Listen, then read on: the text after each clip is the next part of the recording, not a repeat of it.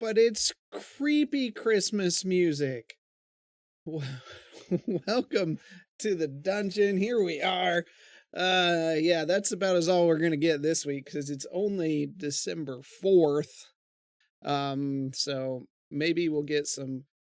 The thing is, like, I was sitting there thinking, I'm like, okay, typically we do like some our interface has some Christmas things on it. We wrap some things, but our interface right now is pretty packed full of stuff because of everything that's going on. It's really hard to kind of put things in there to spruce it up for the holidays. We'll figure something out.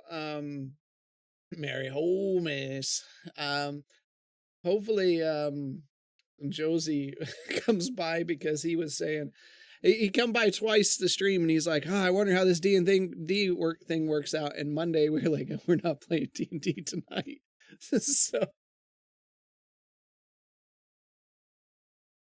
yeah, he's on the B&B Discord, and I meant to ping him, but like I couldn't with everything that was going on today.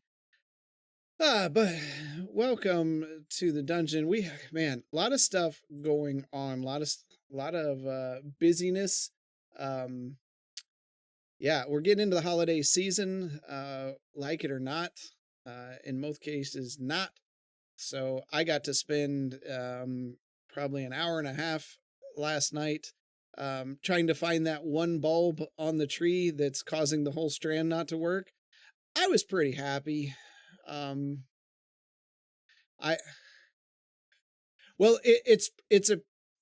It's a pre-lit, so like I can't just throw, right. So I went through all of them and I checked all of them and it didn't work, and I went through them a second time and it worked the second time. Like, how are our Christmas trees not just an entire fire hazard that just blows up every year? Like, yeah, I mean, but worse than what they are, because like obviously something is shorting out for it to short out the whole strand.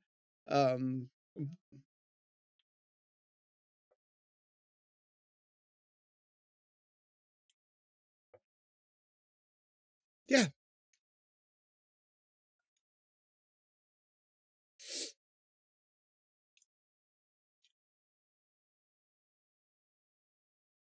That was nice of you. So the problem is this tree that we bought, because I don't know if you know, but to put up a tree, you have to have at least 4 in your house. Yep. And I'm waiting for the comment from my wife to chime in here and be like, stop. But like the one that we put the presents under, all that kind of stuff, we just got it like right before they started doing the pre-lit with the LED lights. So I can't bring myself. See, there it is. But we got it right before they started doing a lot of the LED lights and stuff. So like where the bulbs don't burn out.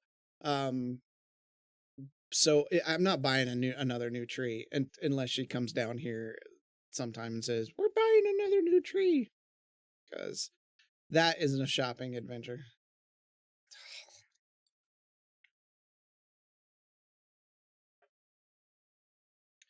Sure.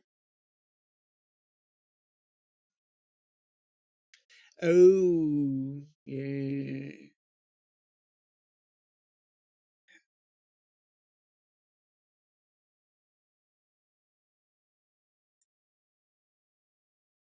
Oh, okay. The rule is it's got to be in front of the window.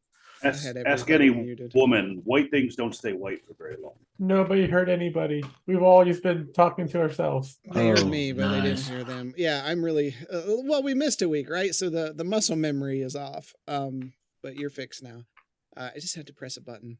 I can't remember what dumb thing Marsland did last. I mean, that's how bad it is. That Marsland did. So we've been playing a little bit of Tiny Tina's. I know we're a bit behind the curve because it came out a long time ago, but we've been enjoying that. Mike, you're done with Spider-Man now? Yeah, just in time for hopefully the DLC to come out. Isn't that game just it's supposed to be doing something this month? Didn't it just release? A month and a half ago? It did, but it was only like a 20-hour game. Yeah. But it was, a $70 game. Well, that's because, like everything else in this world, everything's expensive. Everything's expensive. Yeah, I was just talking last night at the dinner table. I was like, you remember when we Sounds first like got it was married a $90 game.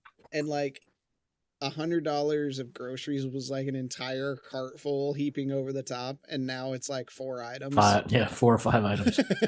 So, yeah.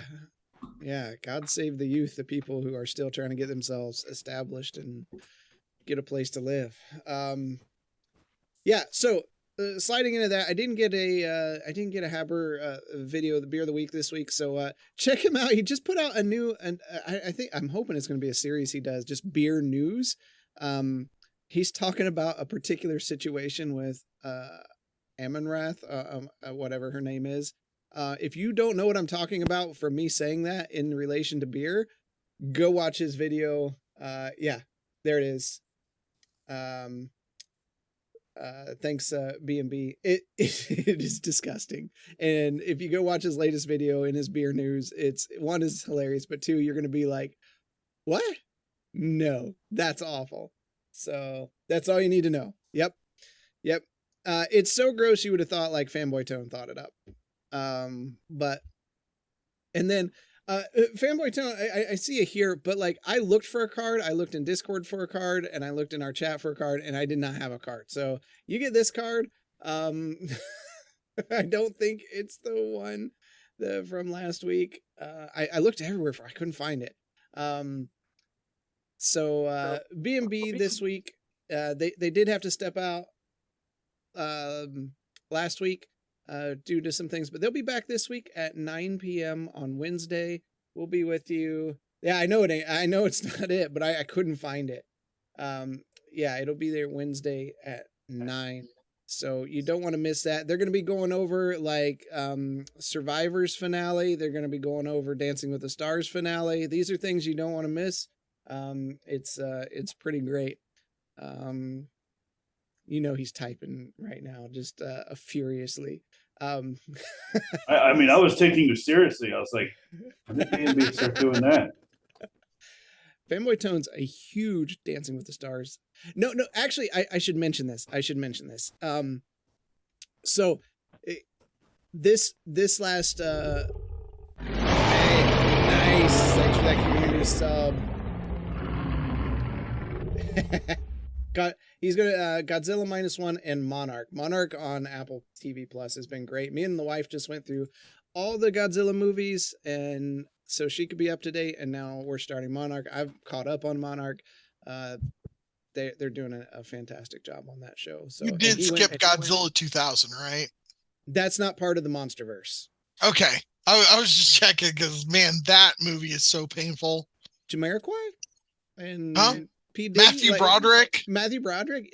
Tone loves that Matthew Broderick part. Like, no. Like, oh, he does. You should hop on B&B on Wednesday and bring it up because he's a big fan. Oh my god.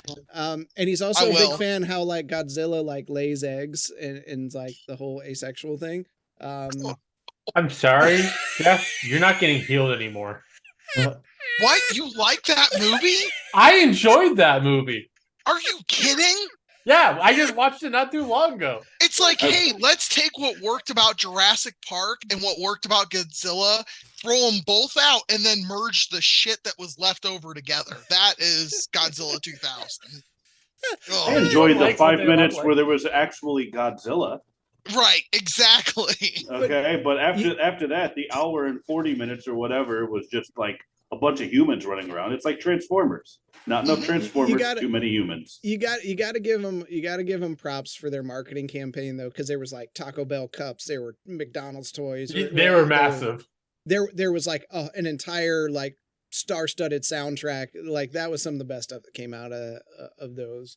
Those late 90s, early 2000s, those late 90s, early 2000 movies, the built-in commercials like are the best part of those movies. Tokyo Drift, where the Tabasco sauce bottle goes flying through the screen during the rollover. A+. Cinematic masterpiece. Fanboy's free, but I want to give props to Fanboy. So his lady friend had not seen the Lord of the Rings movie, so they just went through the extended editions over the course of the weekend. And if you like, that's the only way to watch Lord of the Rings is the extended editions. They're 4.5 hours long each. Yeah. I love them. I haven't done that in a while because it is a lot. But like it's still a lot of movie watching, you know. But they are so good. Just put it in the background while you're cooking. No, you gotta watch it. Just because I can quote it doesn't mean I you know, can't watch it. So, how often do you need to see Orlando Bloom? So, Tone, have you seen Godzilla -1 yet? Like, was it any good? He did it. Yes, and you got to tune in Wednesday. He's going to talk about it. The reviews are through the roof about it. There's even people talking about not liking any Godzilla movie before.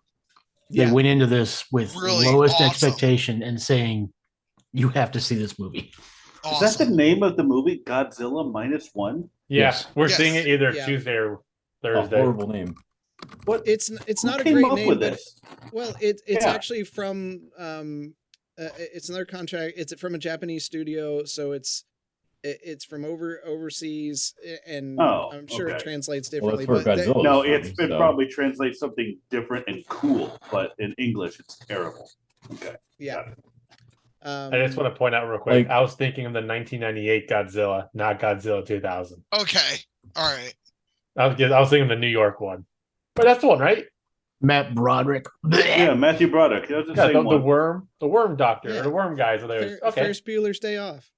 Yeah, that's the one I'm thinking. There is a Godzilla 2000 that I just watched the commercial for that I'd never seen before. So if you haven't seen the Godzilla movies, start with that one and then move into the legendary Monsterverse. Stop the 98 talk now. This is gonna be Godzilla's babies. Yeah, but no, the legendary Monsterverse is very good. I like Godzilla a lot. I'm kind of more of a Kong fan. I like Kong. In Godzilla versus Kong, I love the old man beard they give Kong. It's just he looks so legit. Has anyone seen the brand new commercial for Godzilla and Kong, the Empire thing that came out today? Yes, just came out. Yes. Okay, that's all I'm gonna say. But yeah, no, it all fits lore wise. So I saw the new Mad Max TV series, and that has me curious. Bunch of trailers dropped recently. Very curious. Like the Boys trailer dropped. There was for the new season of the Boys. There's a lot of stuff going, but we're not B&B. We could keep going. But I want to. This is where Josie comes in and is like, "Are you guys gonna do D&D? You've been talking about it for 15 minutes now." Yeah, and that's why B&B is going to be so packed this week because they have a lot to get through. You know. Unless they cancel again. Oh shit! Oh. Speaking of canceling, our schedule is up in our Discord and on our social media sites and in our chat, so that the people in here can say, "Yes, I saw it." So our schedule's up. Contrary to popular demand, we're not going to be streaming on Christmas because it's freaking Christmas. So, but we should be here the rest of the time. I need a nap that night. So I'm a heathen that celebrates Yule, so I mean I could just run a one-off, you know. Yeah. One man D&D. So we don't want to forget Midland Mall Comic Con. I've got this up on the screen. March 2nd and 3rd. It's time to start talking about it more and more. We're getting some stuff together. Ghostbusters theme this year. It's a lot of pre-planning, getting ready. So we hope to see you there. Stop by Midland Mall in Midland, Michigan. And come sit at a table with us and play some D&D under our tutelage. And we're going to have dice towers there this year that you can purchase. We're going to have our giveaways. We're going to have all sorts of stuff. So stop by and see us at Midland Mall. And Banter and Babble will be there. Half-Ass Beer Review will be there. We got a packed slate this year, as always. We're going to be in a different location. We're going to be down by the food court. So if you saw us last year, we're going to be down on the other end. That should help with some of the noise issues we experienced last year. So that I might have a voice, and Mike might have a voice at the end of the weekend. Yeah. Okay, Oz. Some people play with fire and some people get burnt. Enjoy your desert walk.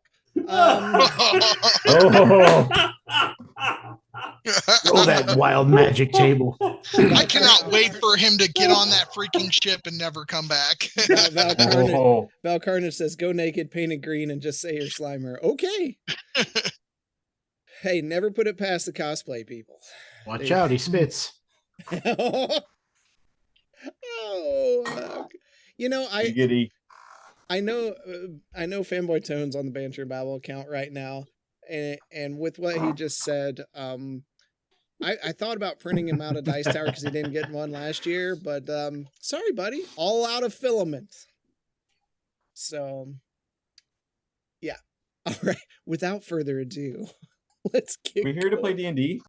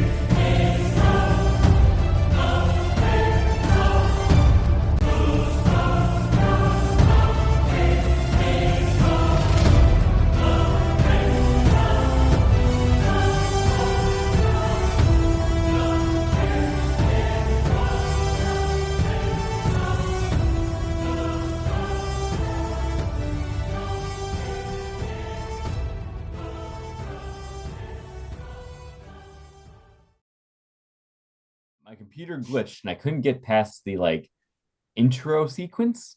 I just couldn't get out of it. And then that's the last time I tried playing Borderlands. There you go. There you go. Yeah.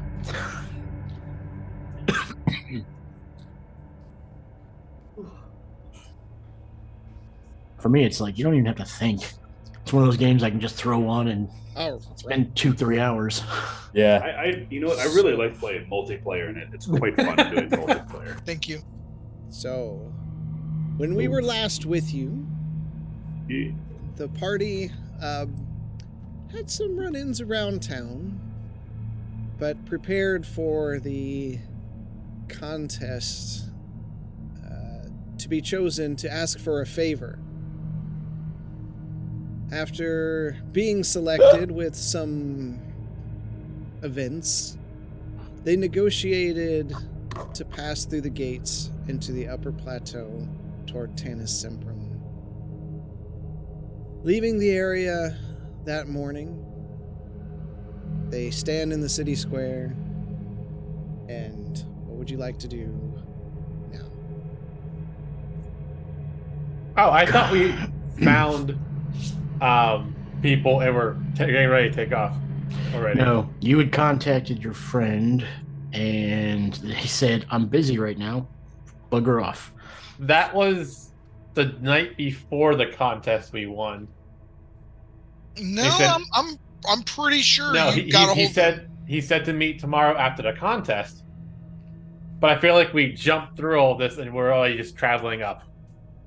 You're not traveling yet. You're still in town. That's not how I remember it ending last week.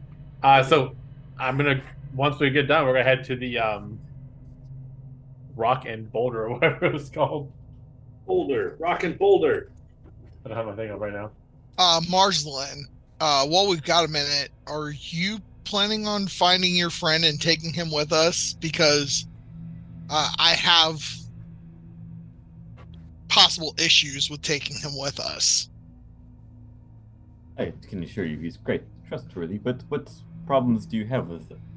Well, like we talked about, 5 minutes ago, I remember hearing something at the Academy about dark artifacts, and you said that he was here looking for artifacts up there.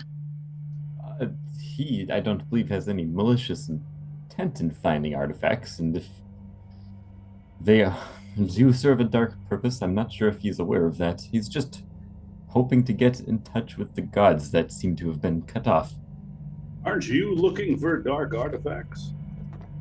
No, I'm looking for an artifact for a deity. And it's a benevolent quest.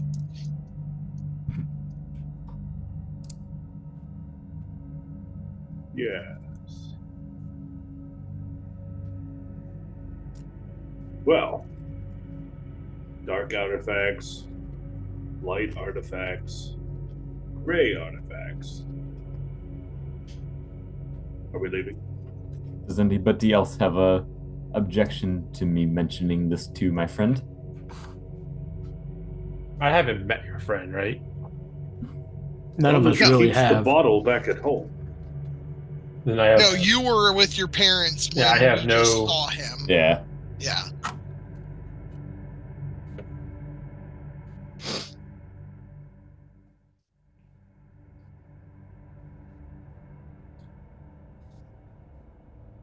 Okay, you going into the tavern? Yeah, that's where I'm going. Yeah, absolutely. Okay. I mean, Marcelin, if you trust this guy, I will have to trust your judgment. So if you want to go try to find him before we leave. I don't think I can, in good faith, not tell him that we got this after what he has told me, but I would understand if people don't want him to come along. That is fair. We know what happened last time you brought someone along with us. Only good things. I'm sure jumping through a portal into the middle of a lake and nearly drowning would only be considered a good thing by you. That was out of my control. It was your responsibility. What am I supposed to do? Pull him away? Pull him back out of the portal? It all happened so quick. Excuse me, my apologies, but this itchy throat is not going away. Are we just going to stand around, or are we going to leave? Well, Marcelin's waiting to hear everybody else, like, what their opinion is. I say if you trust him, fine, he can come. Most of my childhood training with him, I used to trust him. People do change. Oz, are you okay with that drunk guy coming? Dog's not. Don't care. All right, Bishop, are you okay with that guy coming? All right. Quentin? Doesn't matter to me. All right, you can go find your drunk guy while we go to the bar, and we'll I'm going back to the bar with you. Okay. That's the most likely spot I think I will find him. Okay. So there we go. The guy can come if you vouch for him. It's fine. I appreciate you expressing your concern. Man, my throat is quite itchy right now. Enough with your sob story. Bishop no longer cares. Right. He's like, I hope these guys die.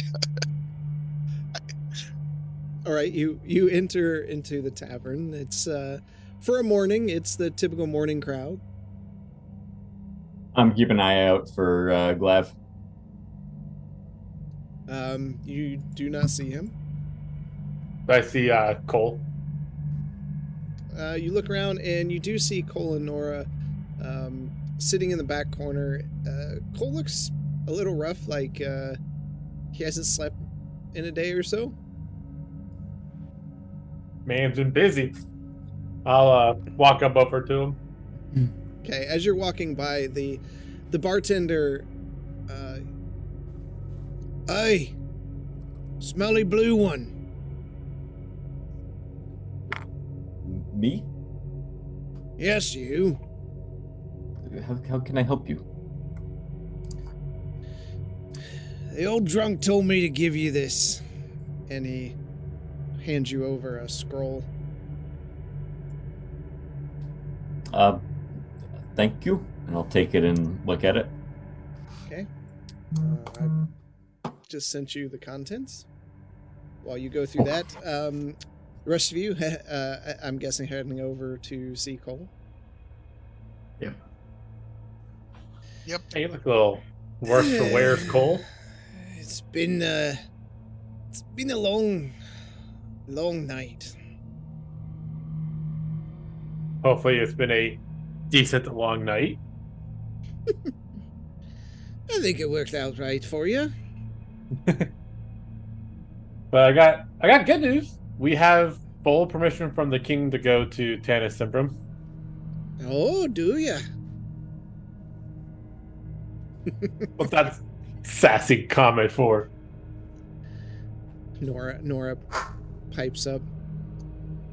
Well, I'm not quite happy with him, and he might have got into a bit of mischief. And might have a hand in some things that you probably don't want to know about. I mean, that just kind of seems par for the course for Cole, does it not? You know me too well, Quentin. Well, I'd hope I would, considering, known you half my life. He leans into you. I found a list of the ones who submitted for the contest. And I eliminated some options. Oh, that makes a lot more sense based on how the king was talking now. Yeah, the problem was I didn't get to the winner that was selected at the time. So a little rock in front of the door, a little disassembly here, a little disassembly there. Real hard to crawl out of one's house. Jesus. You're gonna talk to you about that one later there, Cole. I told you didn't want to know. You're absolutely right there, Nora. I disagreed with all of this. Cole just kicks back. He puts both feet up on the table and has like a toothpick. He's there picking his teeth. I don't see you complaining. You got what you wanted. Yes, but I also asked the king to help take care of that lady who you made crawl through a window. So hopefully she still gets taken care of for her and her family. She'll heal. Leave it to Cole to take care of his friends. I mean, that is very true. Now the question is, go ahead. He narrows his eyes. But you do owe me one. I almost fully regret this already. Now I guess my next question is, are you going to be coming with us? Now we can just go straight through the gate. Believe me, I got no business up there. Oh, I didn't think you did. But do you have anyone who we can get some horses from so we can travel a little quicker? I'm sure the stable will hook you up with something.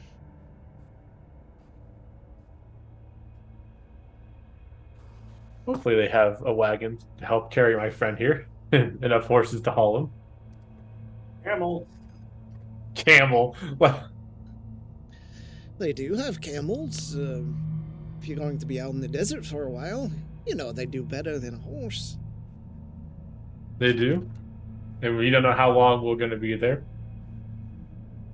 Speaking of time, how long does it take to get there from here? Yeah, walking, probably 4 days. On some style of transportation, probably 3. The sands aren't kind. Okay, well, we'll make it work one way or another.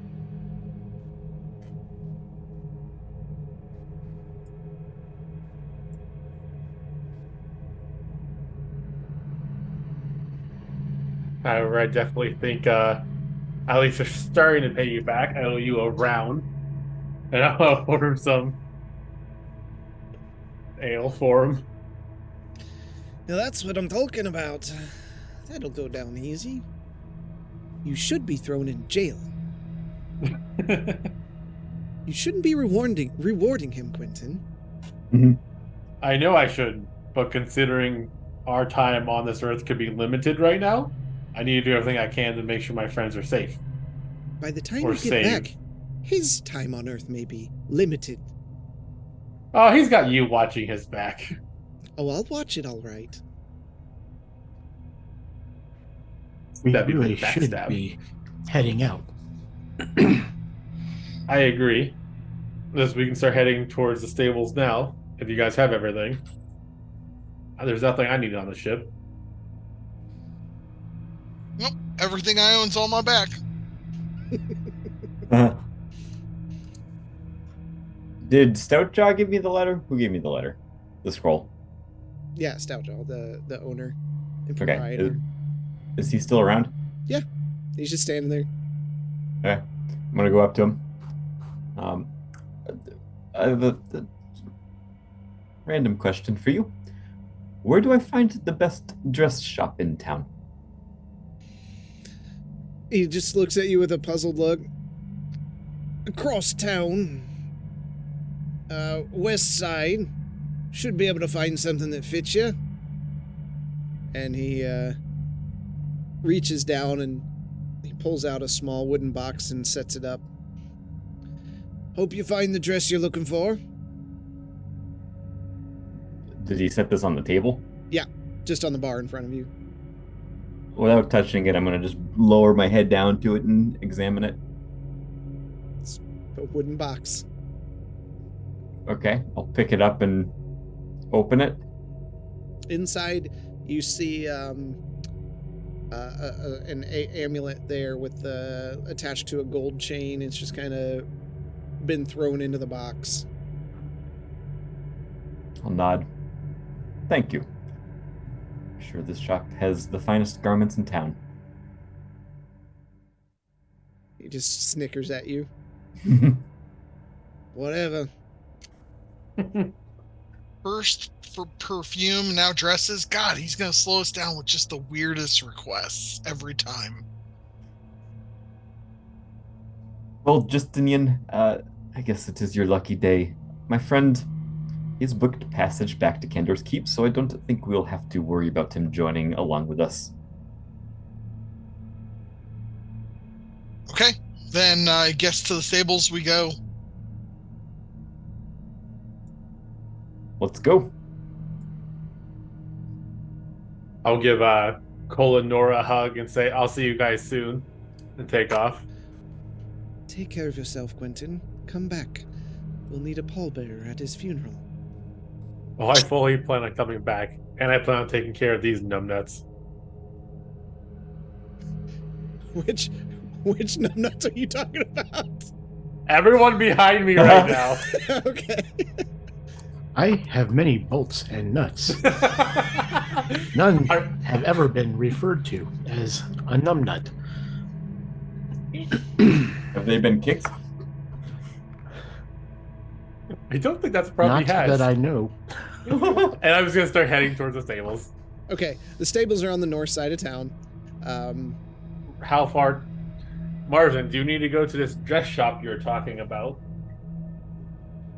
What dress shop? Oh, no, I don't think so. Okay, good. One less stop. We'll start traveling. Okay. You arrive at the stables. There's several horses there. Ponies are more of the majority rather than full-size horses. They do have camels and things as well, considering the desert environment. You're familiar with all these as being options. Donkeys, all of it. There's a small gnomish woman there, and she's tending to the horses and animals. Is it just called the stables? It's just called the stables. Just the stables. Okay. No fancy thing. No fancy name. Jebediah's jackasses and whatever you want to call it. Jackass Emporium. I'll walk up to the gnomish woman and say, "Pardon me, can we rent some camels from you, and maybe a cart?"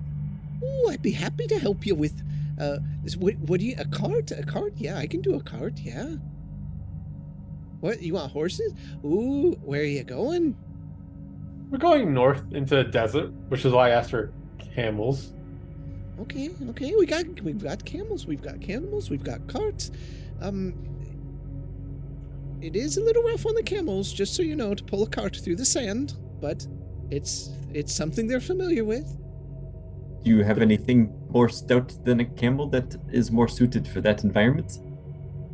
And she looks over at Bishop and, like, just looks all the way up. I don't think I have anything that would fit this one. How long are you going to be gone? Most likely about a week. It's 1 gold per camel and 2 gold for the cart per day. And if we die while we were out there, how does the fee work in that case? Can I just like reach over and just stop Marslin? Just literally clamp my hand over his mouth as he's talking. The contract states that in the case of an accident or incident, that your family will pay the resulting fees that require in replacing the animals. We're gonna put underneath Justinian's name. Out of character. Bishop, what's your walking speed? 45 feet. What's the walking speed of a camel? 50. 50. 50. That makes sense. So, barely faster than our giant metal monk man. Hey, 5 feet adds up over a long distance. I mean, it does. Not only that, you're not straining anything else. Yeah. Well, how do we want to do it, Bishop? Marslin? Justinian and Noz? If they don't have anything big enough for Bishop, we could get a donkey or something for the cart to haul, and a couple of us could have camels. Will Bishop fit in the cart? He's fit in every other cart, so I don't see why not. Yeah. Yeah, we'll do that then. We'll get a cart for 1 person to drive while Bishop rides in the back, or 2 people ride on that cart with Bishop, and then a couple of camels. Camels pulling. So I'll pull out 6 gold and set it down in front of her, and that'll be for my camel, and then I'll pull out another 2 gold and stack it on top of the 6, and I'll be like, that's for my day of the cart rental, and then 1 more gold for the camel to pull that cart. My day of paying for it. Is the cart something that 1 camel or 1 steed would pull? Or is it like a 2 steed cart? It has the option for both. She has both. The one that has 2 is a little bit bigger. Would that put less strain on them? Yeah, essentially you could get by with 2 camels and a cart, and the cart would be big enough for most of you to ride in the cart. By most, who's left out? Like you would have somebody driving the cart, and then the rest would fit in the back. Okay, well let's do that then. The 2 camels and the bigger cart, so it'll ease the cart strain on the camels, and we'll have less animals to take care of. So that's 6 gold per camel for a 6 day. So that's 12, and then 12 for the cart because it's 2 gold per day. So that's 24 gold. I'll chip in 6. I'll just put down the rest. Okay. Well, and if you'll just sign here, and she slides papers over to you and hands you this is just in case, as we discussed. We'll sign it. How's the feed situation for them go? It's all included. Okay, that's all I need to know. So she loads up. Be sure to sign that Jade Fire. That's already how I signed it. Put the little scratch in there while Jade you're at Fire? it. She loads up the feed into the cart and hooks the camels up to the cart. They're chewing on a piece of hay. Well, good luck. Have fun. Thanks again. And what was your name again? Oh, don't worry about my name. You won't remember it anyways. Have a good trip. What a weird name. Right? But somehow very fitting with this group. Random NPC female. Who wants so- to Oh, drive? You can call me Won't Remember. I'll drive. All right, so now all we gotta do is get food for those of us that eat. Right? I mean, if you need to get food, you can get food. Okay. So Yeah. I'll just run to the general store and buy 10 days worth of rations. Guys, let's leave them behind. We got us a goal. Let's go. Go. Okay. We'll handle that. Just subtract the gold and everything. Yep, you got it. So we're breaking in just after, probably right at noon now with everything. Yeah, okay. Okay. And you head off into the sands. I'll be putting on my chainmail now that we're leaving town. Okay. So I'll cast mage armor on myself. Okay. I'll do the same, actually. It's not a bad idea. I feel like you guys don't trust me. Well, mine's for a different reason. Yeah. But you travel out into the sands. The wind whips through.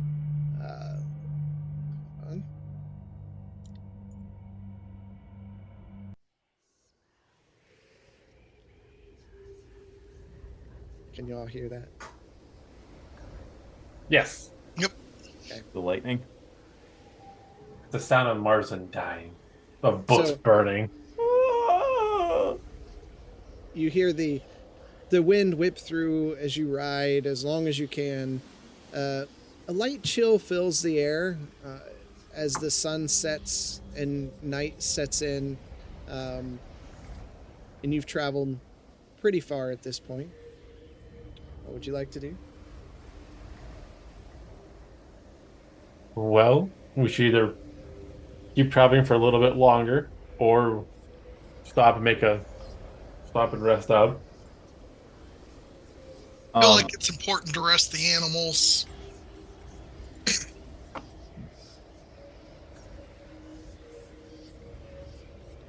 Pull over if you would, good bishop. Do I find anywhere suitable? Yeah, I mean, it's for as far as you can see, it is There ain't sand nothing. and stone. Okay. Yeah, so there's very little vegetation. All right, the first chance I get, I'm gonna find some sort of like rocky formation to kind of block the wind from one side, Okay. and that's where I'll pull over. Okay. You pull the cart over next to a rock formation, and you feel it kind of blocks the wind a bit, and the air itself is just, it's not quiet because the wind is still blowing, but there's just nothing. It's just nothing. I'll hook up the feed bags to the camels. Okay. Got a fire and everything made. I'll help Bishop do whatever I can to speed up the process. Yeah. Of getting camp set up. You get a camp set up, you get a little fire going, you all kind of huddle around it for the night. I'll Cass, once we're getting ready to shut our eyes, I'll sit down and cast Tiny Hut. Okay. As the wind whips around, it's almost like you hear voices in the wind out here in the loneliness of the Brimstone Desert.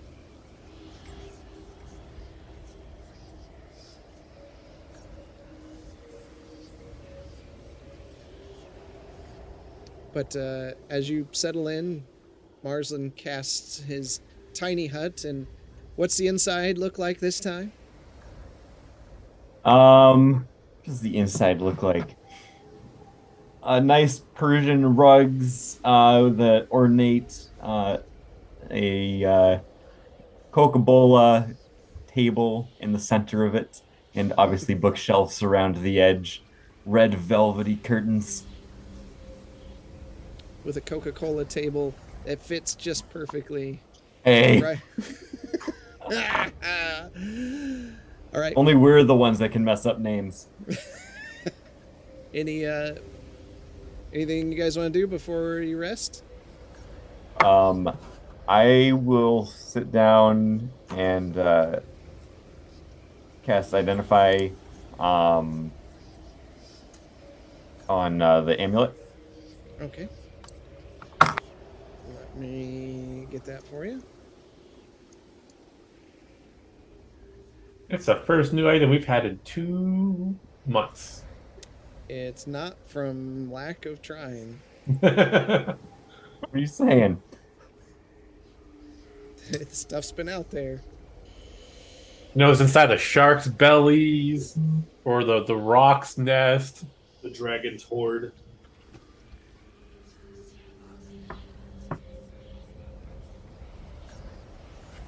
Did we ever go through that chest that we found together?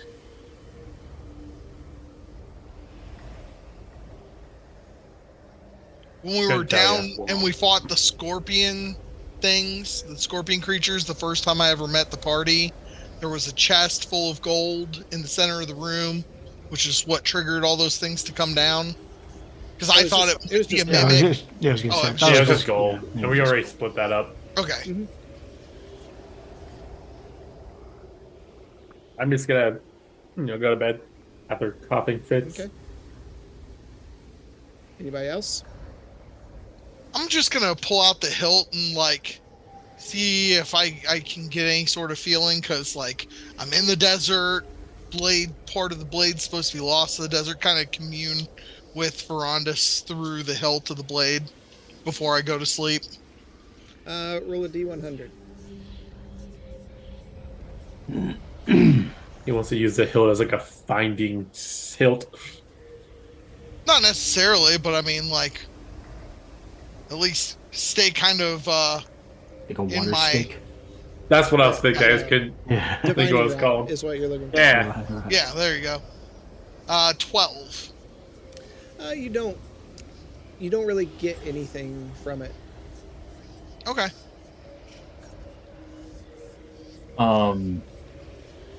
After I identify the amulet, I'm gonna attune to it as well.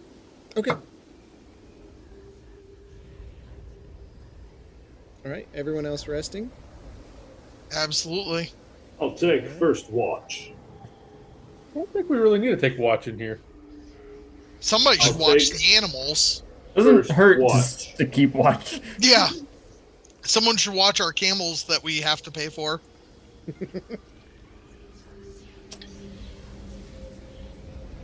Okay, so Oz, you take the first watch. Give me a perception.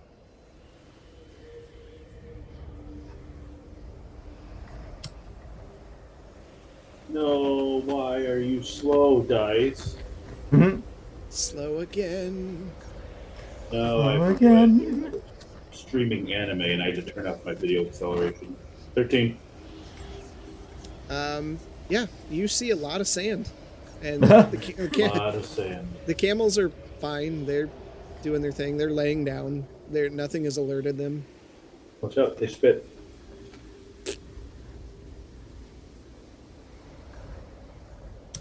Okay. I'm gonna go wake up Bishop after my time's up.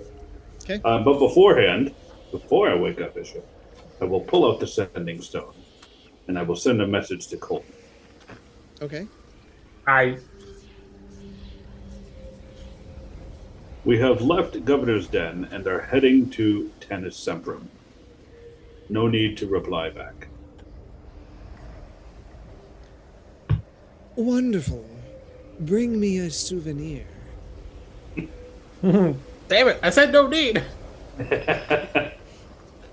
Okay, then I'll go and wake up Bishop. Okay. Bishop. Yes. Would you mind taking second watch? I'm tired. Yeah, I'll move out to the entrance so I can see out. Okay. Well, you can see through it, I think, right? Like, Yeah. That's what I thought. Marsland Yeah. set it up. Yeah. Yep. Okay. Marsland, can we see through this? Yes.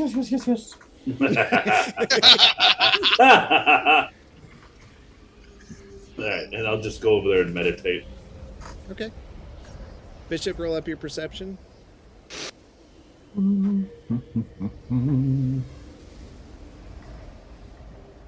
A 9. Yeah, you see everything sand related. No, nothing alarms you. You see the morning come and the sun rises in the east and begins to illuminate the sand as people start waking up. The camels kind of stumble to their feet. I will go out and start getting prepared for travel again.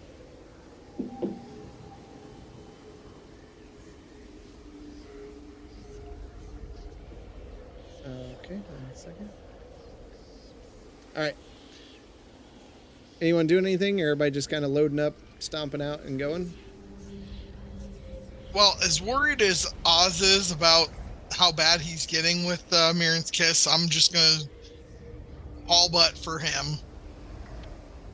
He's been really worried about his cough the last few days, so. Okay. So you all load into the cart, and you begin moving forward.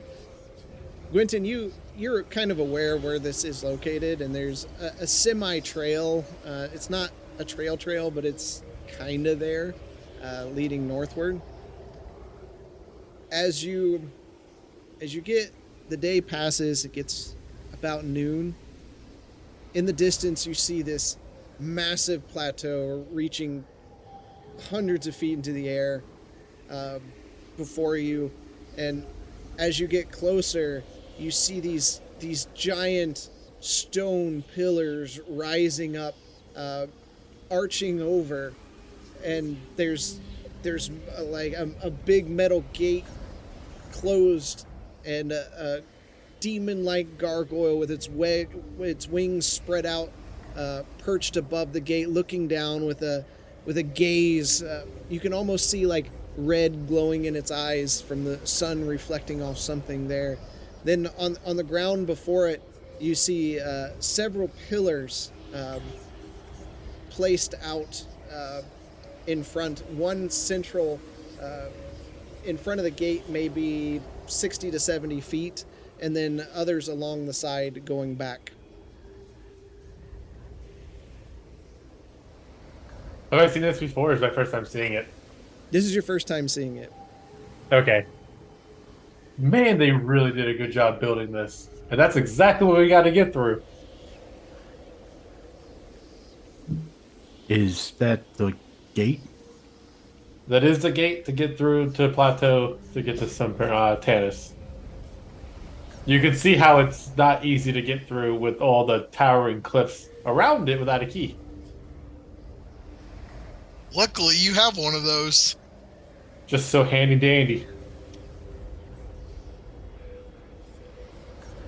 Is it still like a little ways off as we're going up to it? It's a bit off, but you're working your way towards it.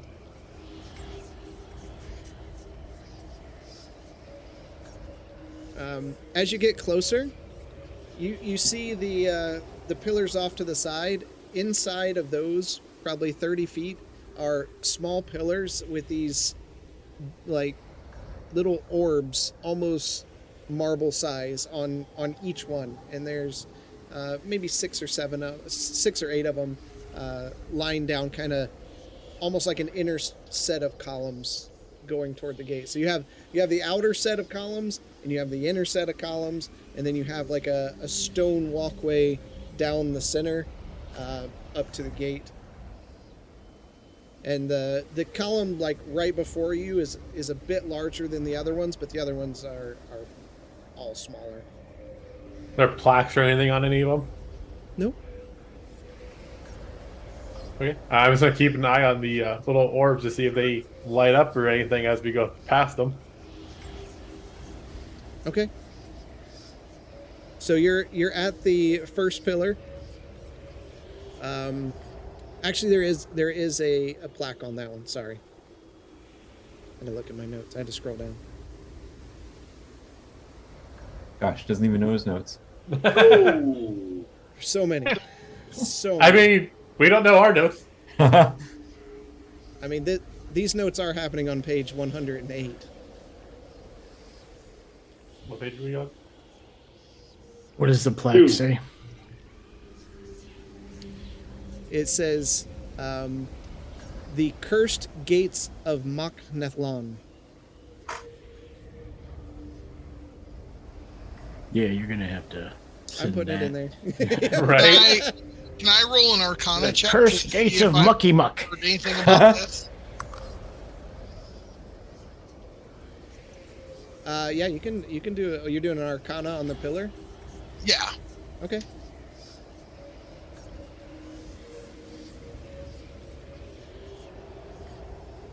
That would be an 8. These digital guys hate me, except for combat. Except for combat, yeah. Yep. So you kind of look the pillar over and you're trying to sense anything. The only thing there is underneath the pillar is a hole.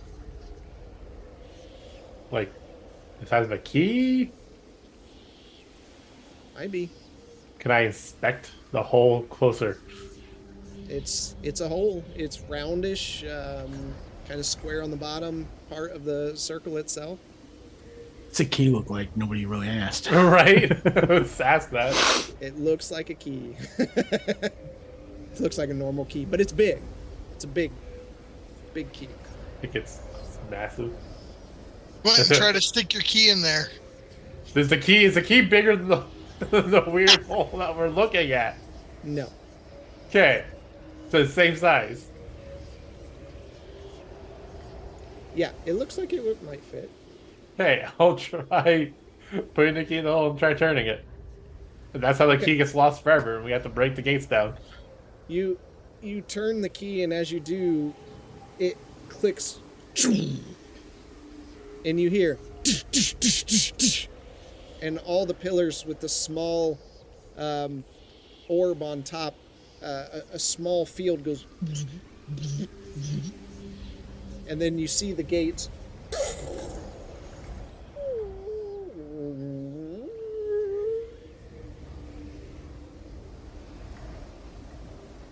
Do we go in now? Turn the key and take it back out. Okay. You start, as you take it back out, you hear clicking. Just. Oh, shit, go! I think we need to go. Yep. I don't like that. The gates begin closing. What are you doing? We're heading, right? Racing the gate, yeah. We're racing the gate, yeah. Okay, you race forward with the camels. The cart's bumping and moving. The camels are going as fast as they can. The gates are starting to close, and you thrust your way through it as the gates close behind you. And you, those of you in the cart looking back, you see the field over the orbs, and you hear as you start moving up this incline higher and higher. Before we go, is Okay. there another keyhole on the other side to open it back up to get back through? There is. Okay. We're trapped! I know, we got a flying ship that No, might come to us. now this that is we why are they past never these came back. gates, I would like to cast my mage armor again for today. My first time today. I will So it also do starts that. the 8-hour clock on my mage armor. Okay. Yeah, that's fine. I'm not a real stickler on the mage armor bit. You're fine. I just want to make sure that I'm at a 17 and not a 12 for my armor class. That's as long as you say you cast it, you know. Yeah. And check that little box. Right. It drives me crazy. It doesn't actually change your AC. I know. On the character sheet. Yeah, you have to physically do it on your character sheet. It stinks. All right. We're going up an incline. You're going up an incline, and eventually you crest into the top of the plateau, and it is a barren wasteland. It does have sand, but it's not like the other. It's rocky, it's craggy, the ground is cracked. There's massive rock formations jutting up into the sky all around. As you work your way over, you can see every now and then there's bricks where like an ancient road used to be, and you continue to follow that path until the sun sets down and it becomes dark again. Didn't take long. I'm traveling. I'm trying to make travel faster. Mm-hmm. All right. I'll do the same thing. I'll try to find somewhere where we're protected from one side. I'll cast Tiny Hut. Okay. All right, Tiny Hut lasts what, 12 hours, something like that? A long rest, effectively. Okay, 8 hours. Yeah. Okay. All right, so you find an outcropping. You kind of set up there to kind of block the wind. It's just a constant wind. It never stops here. It's blowing sand into your eyes. Bishop, you feel it like getting into the crevices, and when you move, you can just hear as like powder runs down as your arms are crushing the sand inside. You cast your tiny hut, your nice little warm hut, and crawl inside. Anybody want to do anything? I got nothing. I'll try my my health again. Be right back. Okay, roll the D100.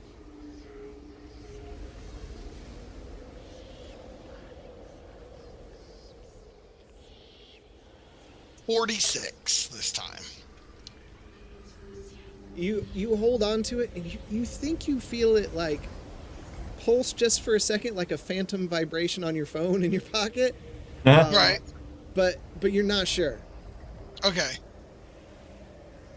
I'll lean over to Marsland, and I was like, I think we're getting closer to the part of the blade that's in the desert. What makes you think that? I felt a pulsation out of the hilt. Sorry, excuse me. What now? A pulsation, you know, a small, out of what? tiny vibration out of the Oh, hilt. the hilt of your sword. Yeah. Okay. Sorry, I didn't know what you're talking about. That's interesting. You've not felt this before? No. The first time the only time I've ever felt anything out of the hilt is when I first took it, and that's it.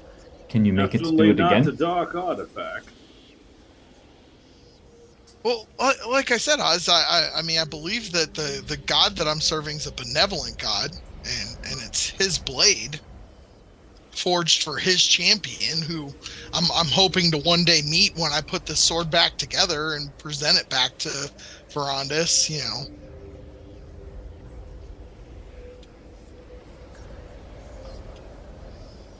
Those were some very ominous gates we just went through to find a mysterious, not dark artifact.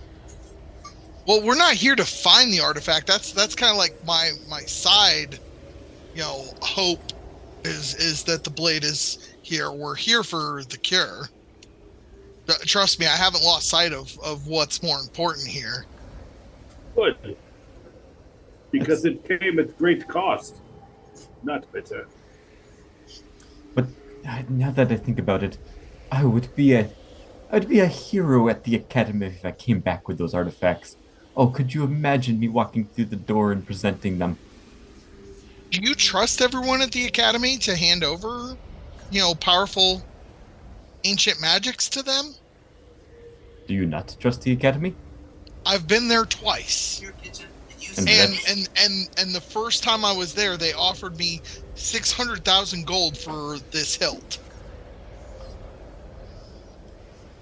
That to me seems a little ominous, you know. It seems a little ominous to me that you didn't accept that shockingly generous offer. I gave my word to a dying man that I would hold on to this hilt and protect it and find the pieces of it at all cost. You could have found another sword. Our lives into the Academy, finding a cure for what is ailing us right now. Oh, this is a good point, Oz. Thank you.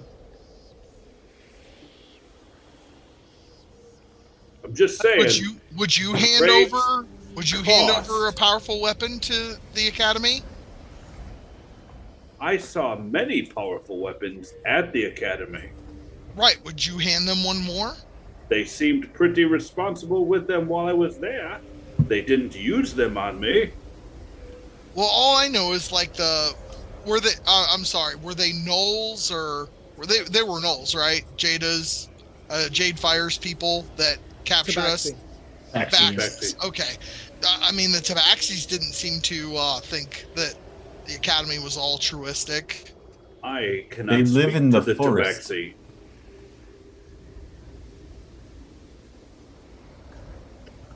I don't know if the cats that live in the forest are on the cutting edge of science, but who am I to judge? I don't really care what the Tabaxi think or don't think, but I do care if I live the next 30 days. Right, but Marsland said what a hero he would be to the Academy if he took them artifacts that we found. If we find any in Tanis. And I'm just asking the group if the group trusts the Academy to hand over artifacts that we have no idea what they're capable of to the Academy. I'm sorry. Doesn't this conversation just a moot thing? Weren't we told not to remove anything? I'm pretty Indeed sure that was the conversation we had with the Lord. The king was clear that we're only going in there to take Cinderbloom, to make a cure to save us and his kid. Can a man not daydream? Well, it's nighttime, so you can't Just really daydream. Saying. Can a man not dream? We are arguing over something that shouldn't even matter. Are we arguing, though? Or are we just passing the time until we finally fall asleep? By the way, first watch.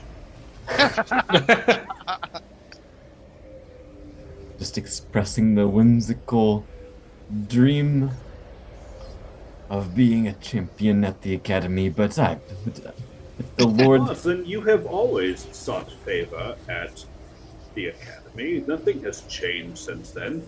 You come back with a dark artifact or a cure for the plague, I'm sure it will not go unnoticed. You might even be able to become a member of the Academy.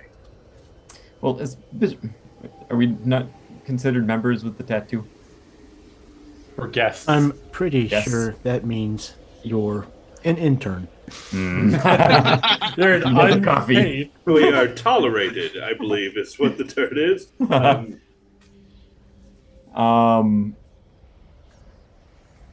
Of course, the Lord requested that we don't remove anything, so it's not like I would go against his word. That's immoral. Well, it seemed to me like you guys forgot that was said. I honestly don't remember that being said. I believe you that it was being said, and that is going to put me in quite the moral quandary if a piece of the blade is there. This mind is like a steel trap. It doesn't forget anything. Except Glav. and names of people that you've met, places you've been. Hey, I can't help the puppet master that drives my life. Why don't the both of you go to the corner of this hut, and pray your little hearts out until your deity comes and answers you, and they can have the debate as to whether you should get the dark artifact or not get the dark artifact. I look around the hut. I don't see any corners. This is a circle. Make one, Moslin. Marza, there's a bunch of angles. There are. Yeah, You've put bookshelves in here. Yeah, there's good. I didn't describe how I made this hut. This is a different hut. Oh, okay. It's got a Coca-Cola table in it too.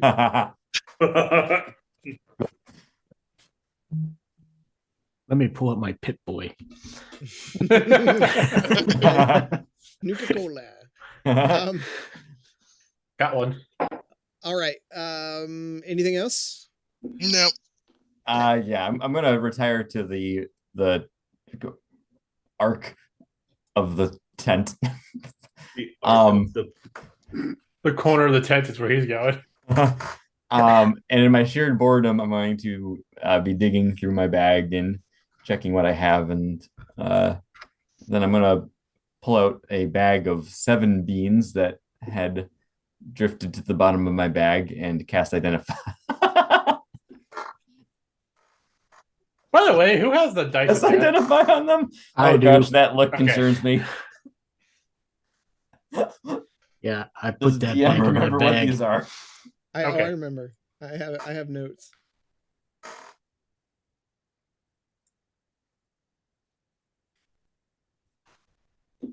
Quentin, while Marslin's doing this, did we promise him that we wouldn't take anything, or did we tell him that it wasn't our intention? Because I remember me telling him that it wasn't our intention to take anything else, and that we weren't after this for anything other than. Well, what's the difference between is not our intention and promise not to take anything when he gave us a key so we can go get something to help save our lives? Well, because if I gave my word previously 2 days ago to that lord, I don't remember it, and I honestly wouldn't have given him my word thinking that there's a possibility that the blade is there. You know what I mean? You're more welcome to take it, and if he condones you to death, I'm not going to help you. Oh, fair enough. All right. I'm on my own. Got it. I don't remember. All I know is he told us we weren't to take anything. There's 6 beans left, by the way, of your 7 bean bag. I thought I... You ate one. Yeah, I thought I marked down the number after eating, but yeah, I thought I started with 8. Nope, 7. All right. Justinian, I just one more thing. It's a bag of Justinian, beans. It's I do not. Is it really? There's I do nothing. not mean. I'm sorry. Go ahead. It's not nothing. It's a bag of beans. Not even like special beans. They aren't like good beans, pinto beans, They make you garbanzo toot. beans. We'll know Hey. tonight. They're shooting beans. Are they big beans? Nope, they're beans. Are they Boston baked beans? They might be. You were saying something to me, Oz?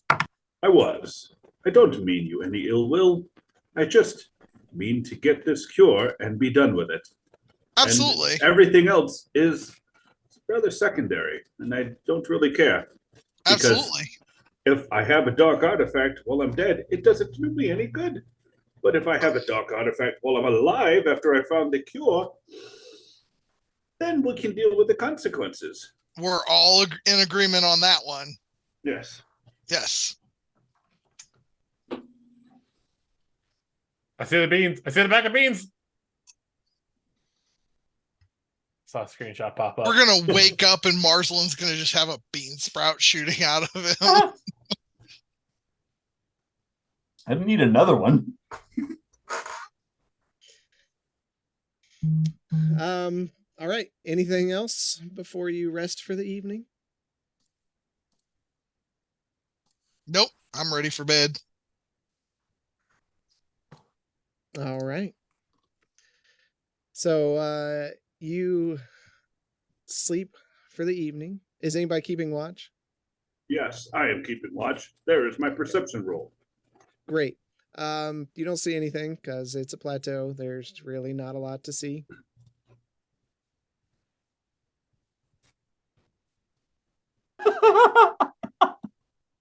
I will go and wake up Bishop.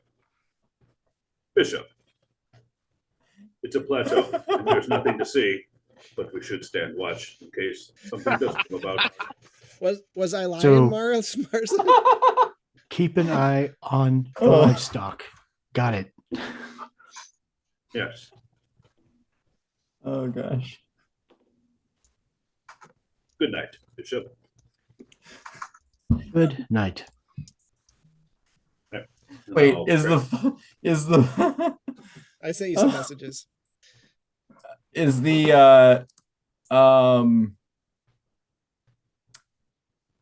okay. Never mind then. It's a little homebrewy. Okay. Slightly. Never-ending diarrhea. Possibly. All right, so Bishop, you're keeping watch. Yep. Yeah, I mean, passive perception's fine. But you rolled a 24. Oh my God, he sees everything. He saw the future. his eyes begin glowing. Right. And he's just staring out. The great evil that killed this place. It was me. You all do It constantly. was me. You hear the sand and the voices and everything. But morning rise, the sun rises in the east, and the tiny hut fades before you're awakened by the ground beginning to shake in the distance. Just a large rumble. And you turn and look, and one of the large stone outcroppings, not much unlike the one you're up against right now, begins to rise higher into the sky. Sand and stone roll off its massive back as large tree-like legs step out onto the plateau. This thing is hundreds of feet in the air. Each step shakes and echoes across the ground. It's this giant shovel-like head rises from the ground and breaks free, scattering dirt and dust everywhere before releasing an earth-shattering cry.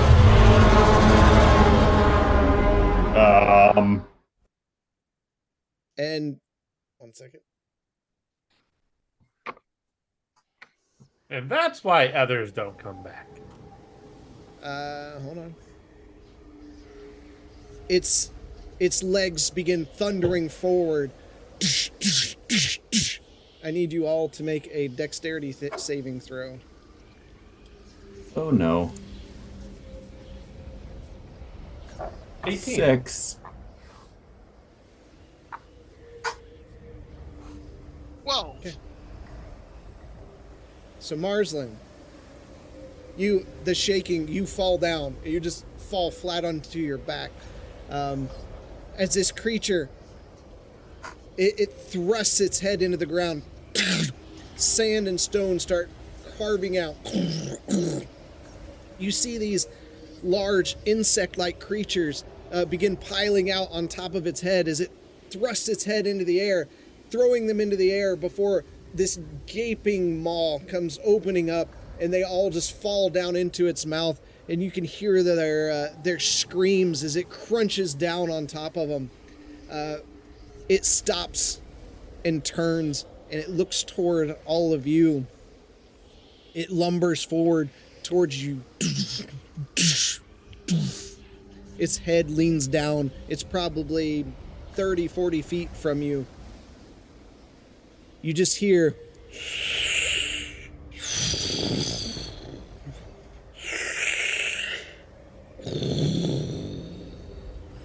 like heavy winds in a large cave before it lets out another roar.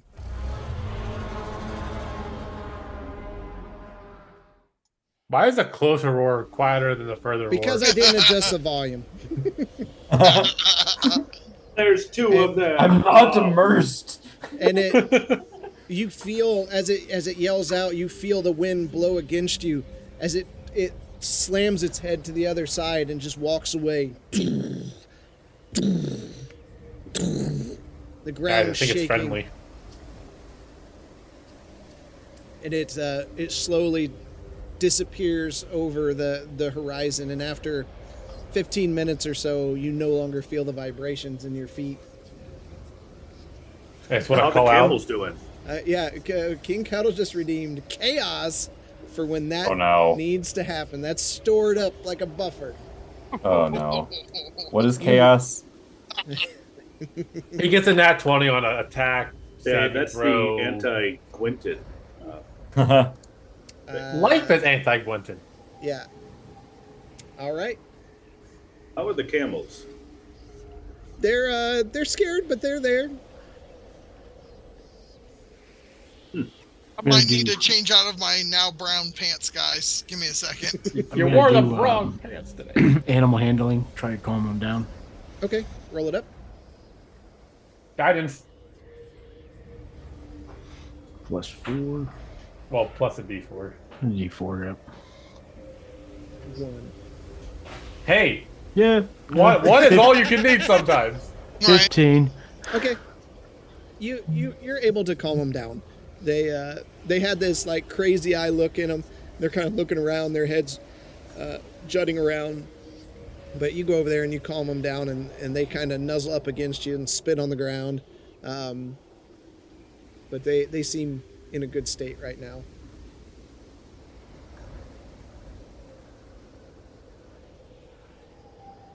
Once they're calmed down, like, well, you might want to get loaded up and make way the opposite direction of him, hopefully. And hope we don't run into another one.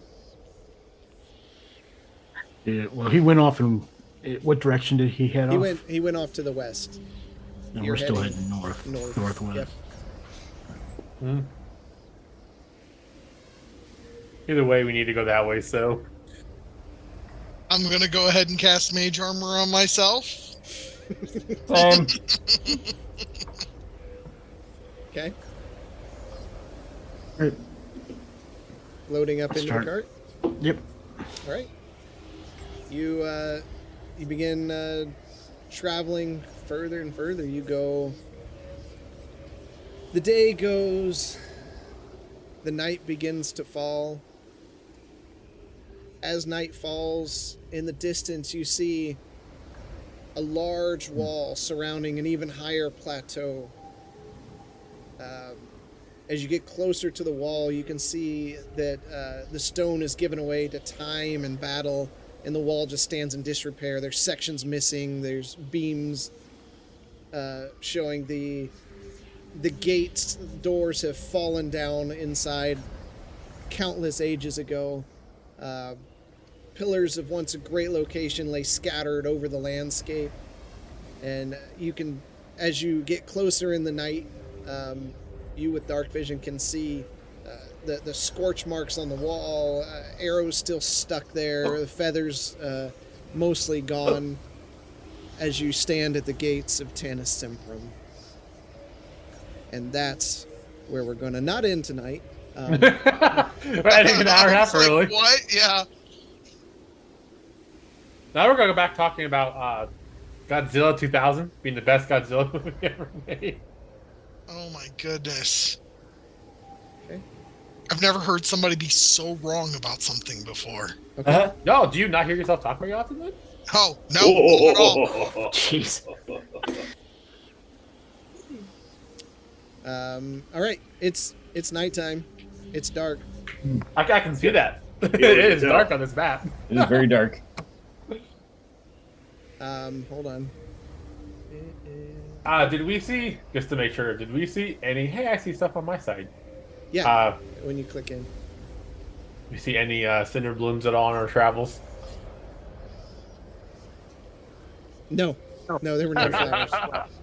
Well, it says around the ruins of Tanis Simprum, so... Right. No, I just thought about that, like, oh man, we probably should have been keeping our eye out so that we didn't have to come this far. Right? There was no way we weren't going to come this whole way. Nah, we got some freaking Tomb Raiders here. Okay. I'm on a divine quest. I don't know what you're talking about.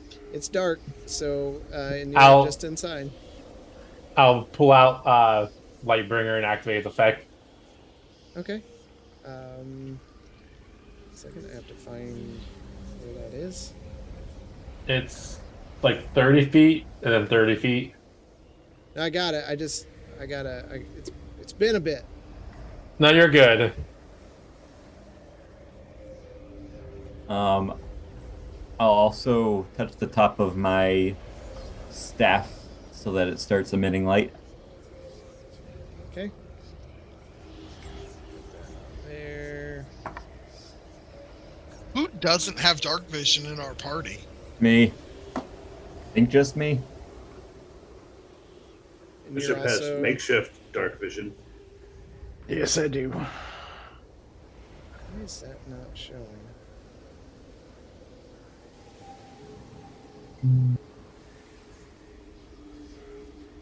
There we go. There we go. Okay.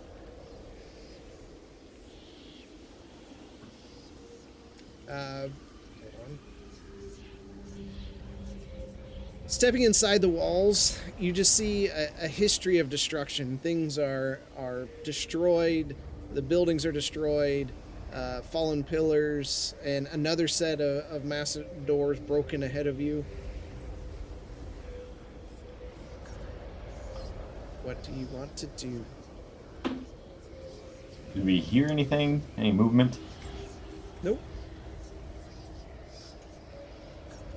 I'm gonna move as quietly as I can, and just kind of move forward. Okay. I'm just going at a normal pace, so I'm not.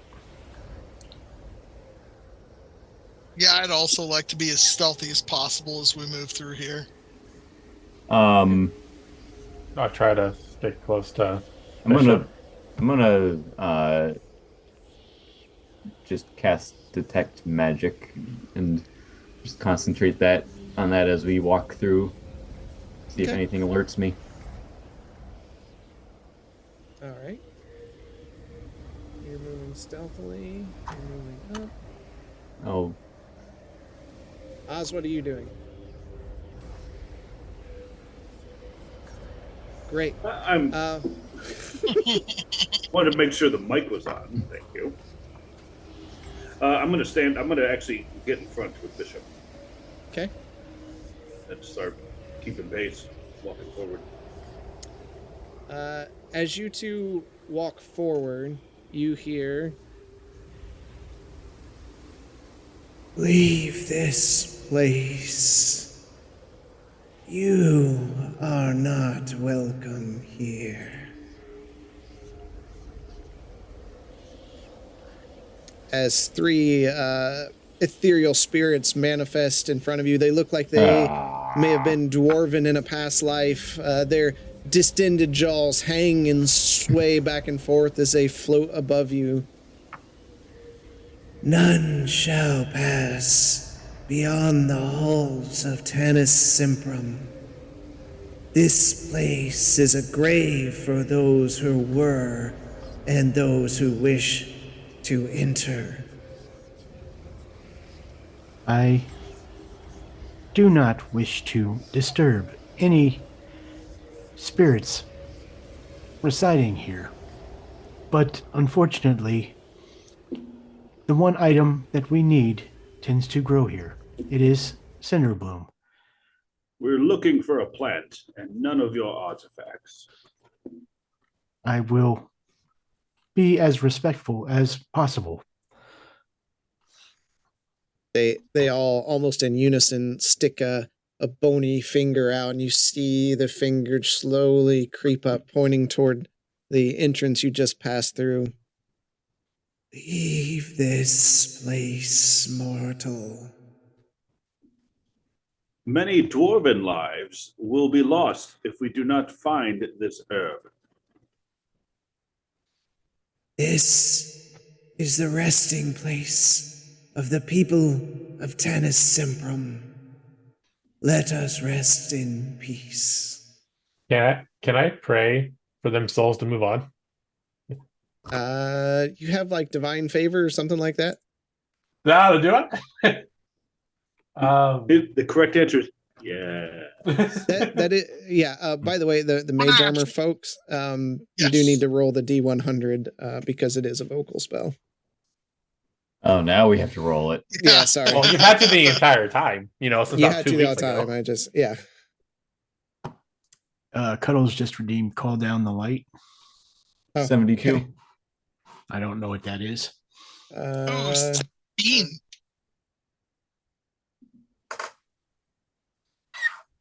All down the light.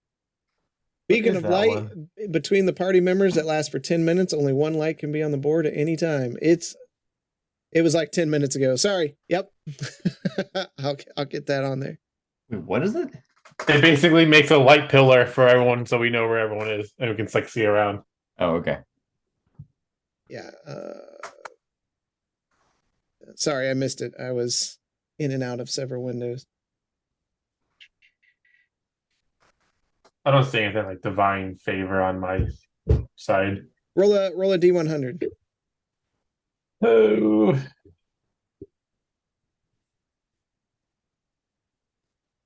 $52. Here we go. The light. 52. No. The ones that pass on are not the ones in front of us. So yeah, you call out to rest them, but they kind of look at each other but just stay there. I'm sorry that we do not mean to intrude, but we cannot leave without getting Cinderbloom. It is required to save possibly the entire islands. If not, the world. Cinderbloom is protected down Of course it is. below. What can we do to get some, at least enough to be able to grow our own? Leave this place. If we leave this place, we'll give us Cinderbloom? They just stay there floating. That seems like a pretty good deal. No fight. We get the Cinderbloom, we can go. Unfortunately, that is not an option.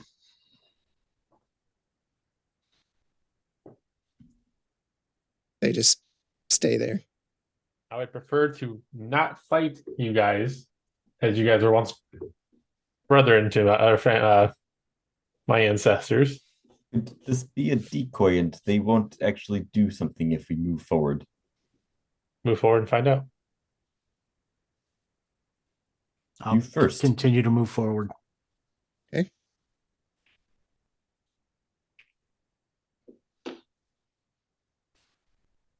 Okay. Right now they're just staying there. What are the rest of you doing? Following them. Yeah, following them up. Okay. Should we try to circumvent them instead of going straight through them? Leave this place. I think we should go around them. We will take your warning to heart. We will promise not to disturb any graves we find, and I will pray that everybody passes on. But we will not be leaving without Cinderbloom.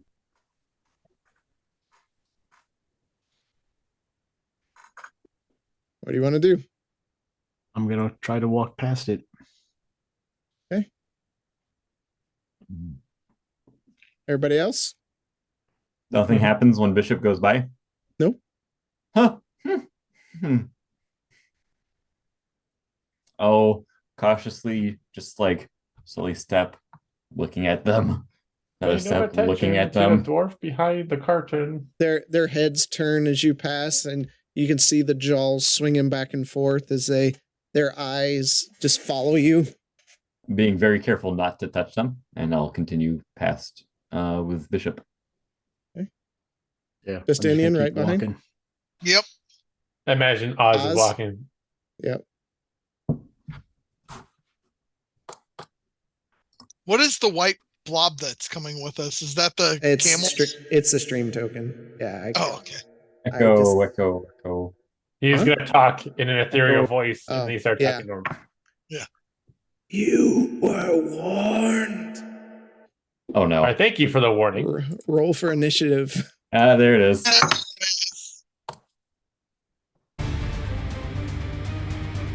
good old 10.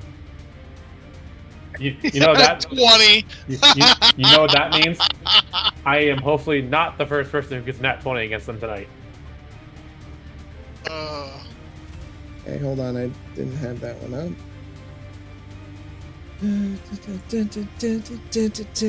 Okay, Oz is the only one we're waiting on. Just confirming something. Thank you. Want to make sure I got the roll with advantage. Yeah. Okay.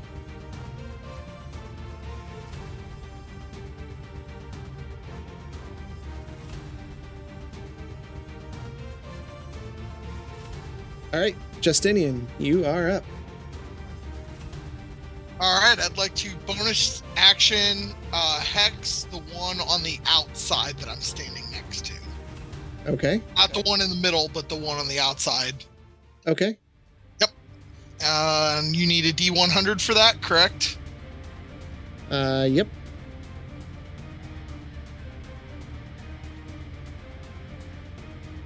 $82. Okay, you're good. And wisdom saving throws, he will have disadvantage on. Okay. And for my action, I would actually I'd like to try to move away from him. Which way? Because I'll have disadvantage if I try to Eldritch Blast him from where I'm standing right now, correct? Correct. Yep. So I would like to go further in towards the temple. Okay. And then Eldritch Blast him. Okay, so you want to move what, right there? Yep, that'll work. Okay, so they get 2 attacks on you. First one's a nat 20. Yeah, first one is a nat 20, so I don't even have to roll that one because that's the first attack. So get that deck out.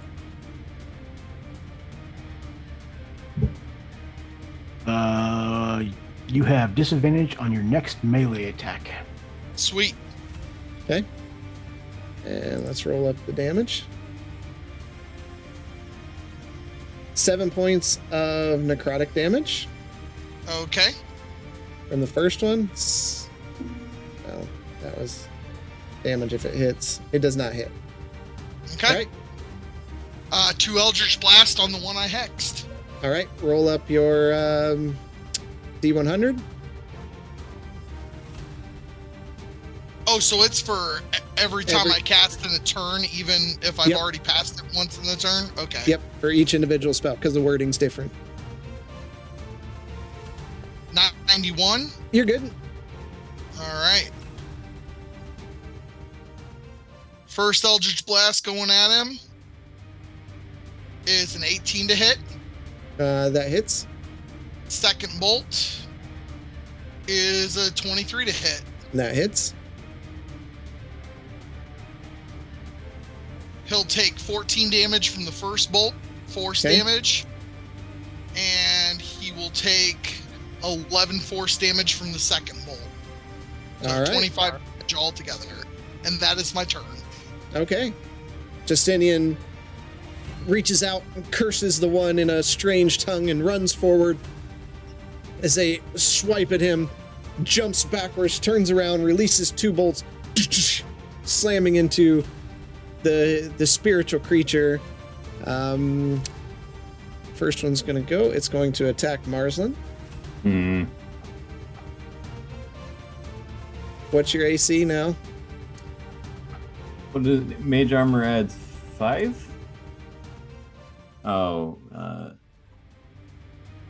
Mage armor makes it 13 plus your 15, dex. 15. Okay. It hits. For 12 points of necrotic damage. Rude.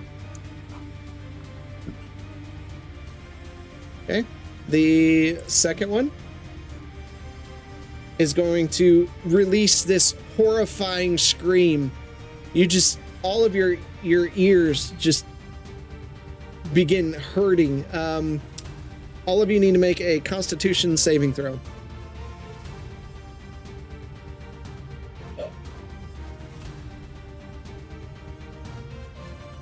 13. 9. 9? 19. Okay. All of you except for Justinian take 7 points of psychic damage. Wait a Oh minute, boy. what? You 7 said points all of us but Justine? all of you but Justinian. 17 didn't save? It did, but you still, this is how it works. Well, I also have evasion, so even on a failed, I'm only taking half that. Okay, that's fine. No, I'm just trying to play this out, so. Okay. I think you passed, Bishop. I didn't. I think everybody passed but me.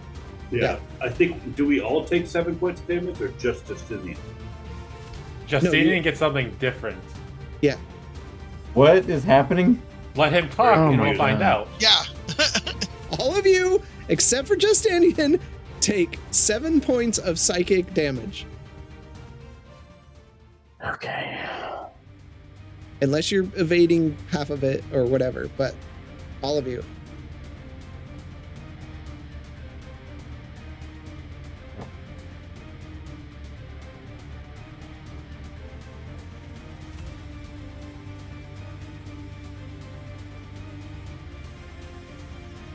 He's trying to figure out how the best way to kill Justinian is with the sound wave.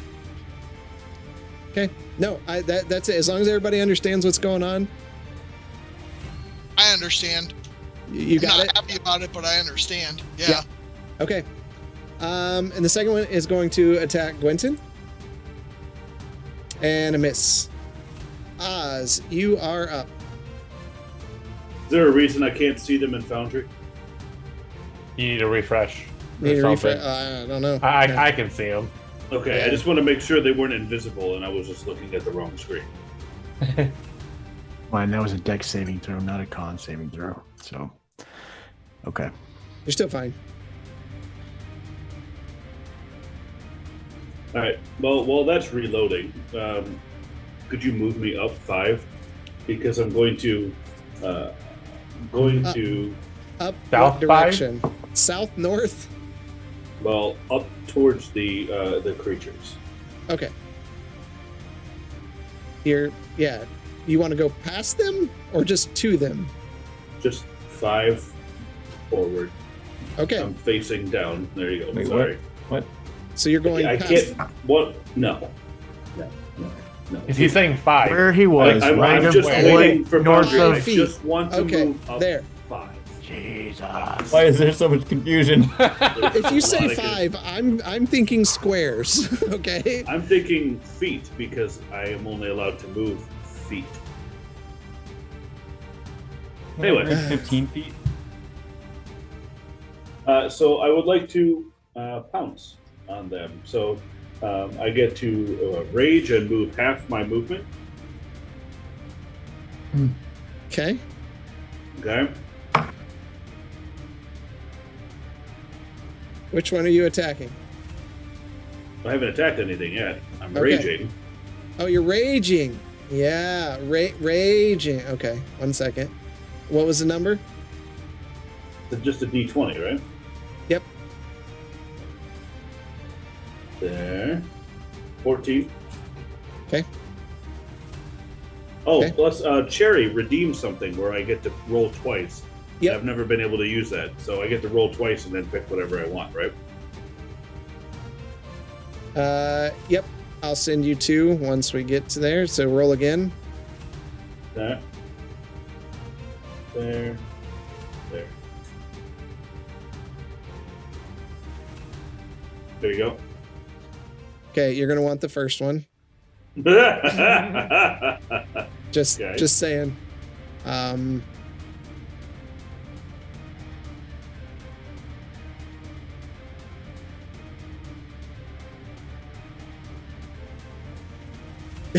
Okay. Helga's return. Okay. No. which left or middle or which one do you want? This is ranged, so you can do all of them. Do I know that it's ranged, whatever's about to happen? Nope. So which one would you pick? Yeah, I'm focused on the one to the left. Okay. All right. As Oz runs forward, he leaps forward, and when he does, like, this light forms around him, and this beam of light fires from his chest out at the spirit. The spirit's going to make a Constitution saving throw. Oh, it saves, but it still takes 1d6 damage. Am I rolling that?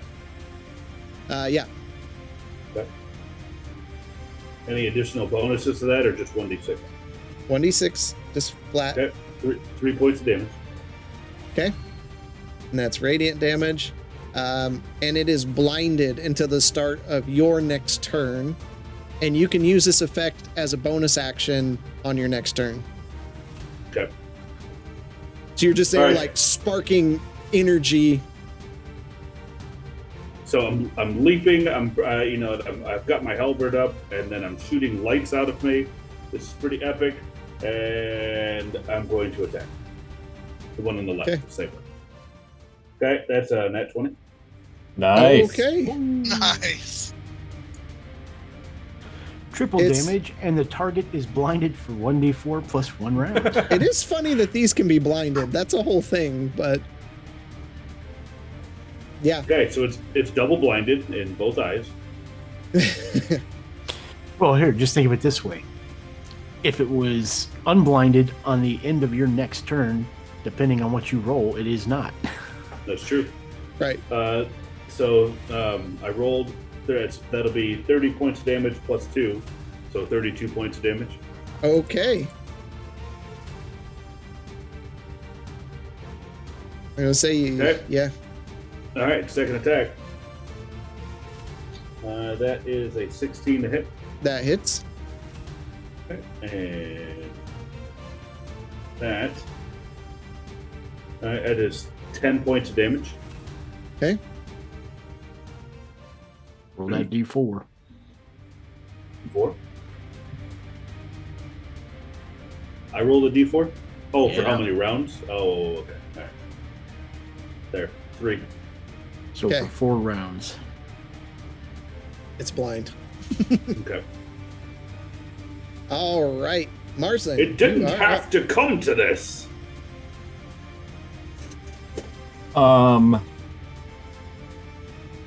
I am going to wave my hands and cast my Magic missile.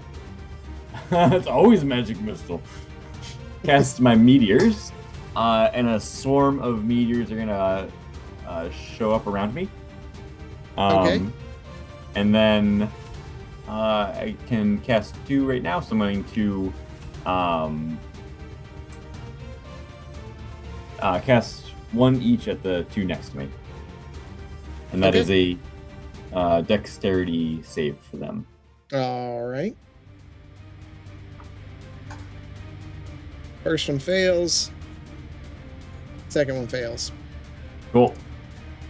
First one takes 4. Oh, it's so weak. 4 points of damage. The other takes full damage. No, not full damage. 8 points of damage. All right. Did that have a verbal component?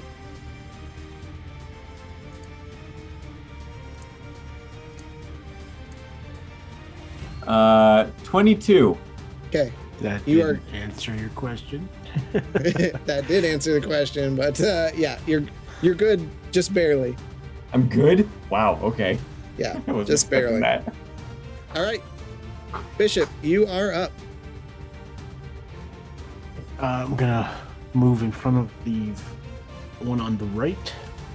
Okay. I did not want to have to do this.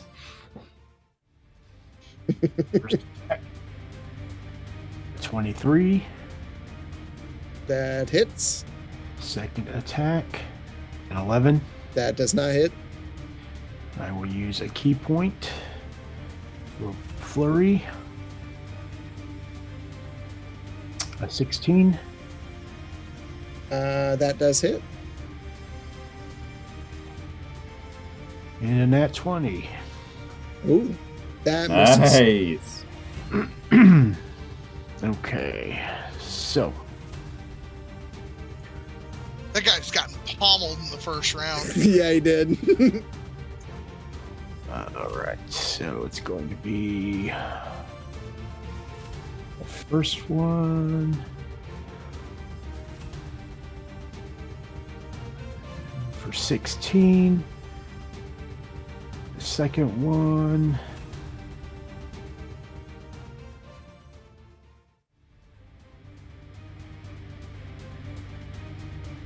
It's 26.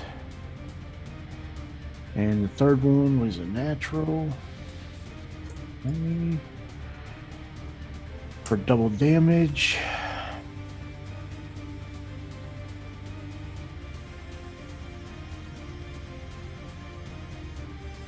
So 34 damage in all. Okay. You come up and thrust forward, and you hear as it fades away.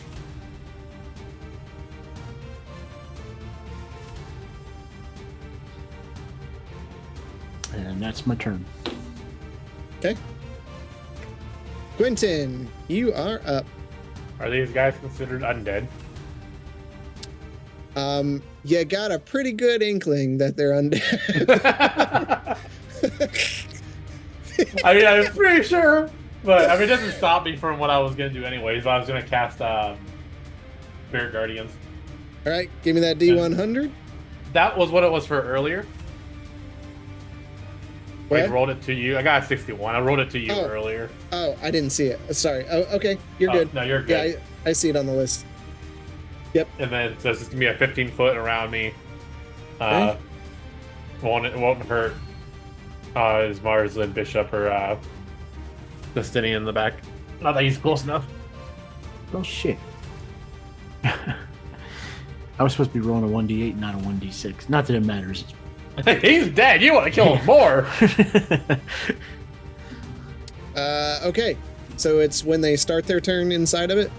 Yeah, and their move is halved, and I'm not gonna worry about it. Go ahead, your turn. All right. Okay. The Banshee is going to attack Quentin because you're right there, but it's at disadvantage because he's blind. The Banshee's got to make a saving throw. Yep. What is it? Dexterity? No, it's wisdom, I think. I gotta get back to it. Sorry. It's a wisdom. Yep. 17.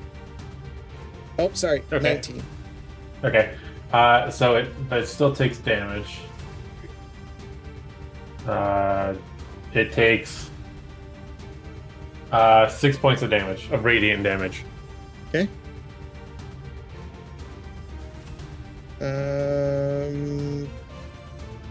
Okay. And it rolled a natural 1 because it had disadvantage. Yeah. So I don't know how this thing could get worse. I wish I was dead. Right. Quentin has advantage on its next attack against it. Oh, okay. A decent one, actually. All right. The other one is going to attack Marsland. Roll a wisdom saving throw, please. And it misses. Does that one have disadvantage from the hex? None of them are hexed right now. None of them are hexed. What was Justinian saying? 17. Justinian's dead. Oh, okay. It rolled a 17 on the wisdom. Mm-hmm. Okay, it takes 8 points of radiant.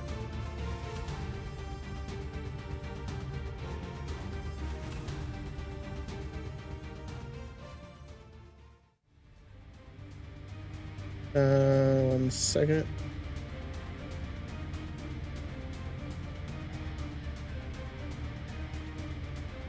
Justinian is possessed. Just like Oz is. All right. Oz, you are up. All right. It's just a 1d6 for my special Ragey effect. Okay. Yep. All right. I'm gonna shoot a ball of light at the one on the left for 5 damage. Okay. You thrust out, and again, and you just see like just particles fade away. Okay. Halberd raised. Gonna attack the one on the right. And first attack. Give me a number. That's 17. That hits. Second attack. 17. Okay. Damage for the first attack. That is 12 points of damage. And Okay. second attack is going to work. There we go. 14 points of damage. All right. As you flail wildly. Marsland, you are up. Okay. I'm going to disengage back to here. And You then are moving back. Yes. He disengaged. Okay. When you kind of turn to back up, you see Justinian's laying on the ground. Oh, okay. I am going to stop what I was about to do and rush over to him and shout out, guys, Justinian's down, and try and take one of my med kit, healing kit, and stabilize him. All right. Give me a medicine check. 21. All right. Yeah. Justinian, you stabilize. Thank fucking God. Oh, How close was that? so I've only been down for 1 round, right? Mhm. I rolled a nat 1 on my death Oh saving no! throw. I was dead if I rolled 1 more fail. Oh god. Yeah. I almost didn't disengage too because it's only the one ghost left. All right. Yeah, that first ghost took me down all 65 hit points at once with my Wow. failed con save. Yeah. Ouch. Yeah. Its ability says on a failure, a creature drops to 0 hit points. That would have been a party killer. Mm-hmm. On a success, you take 3d6 psychic damage. So that's why everybody took it, even though they succeeded. So, Bishop, you are up as Marsland runs back and kind of stops what he's doing, looks down, and whips out a med kit and starts wrapping up Justinian. Okay. I will run up to the. Yep. First attack.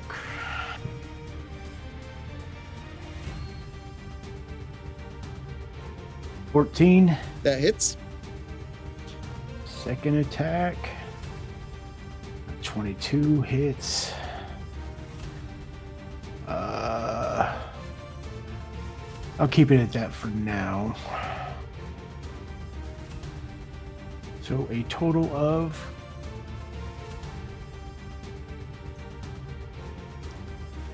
19. All right.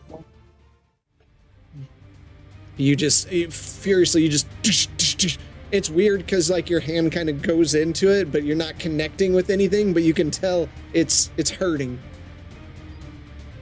You could end this right now. We did not wish to fight you. You must leave. Quentin, you're up. Okay, I get a turn. Mhm. I'm going to swing Lightbringer at it for a natural 1.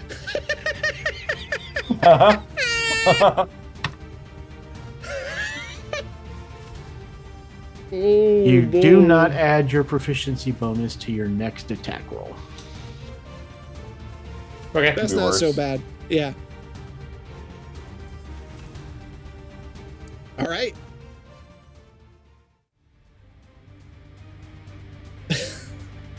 It's going to attack Bishop. Can it make a wisdom saving throw? It can. Thank you. Natural 20. That should have been an attack. So it takes 6 points of damage of radiant. And with that, your guardians slam into it. And it begins to fade away. Leave! Don't go! And it fades from existence as the night returns to its silence.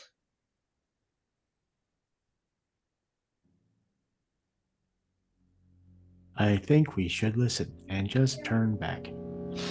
They did ask quite nicely. I don't like this place. I'm going to go back and check on Justinian. He's laying there. I'll use Divine Power or Preserve Life and give him... what's your max hit points, Jeff? 72. Okay, so you get the full 35.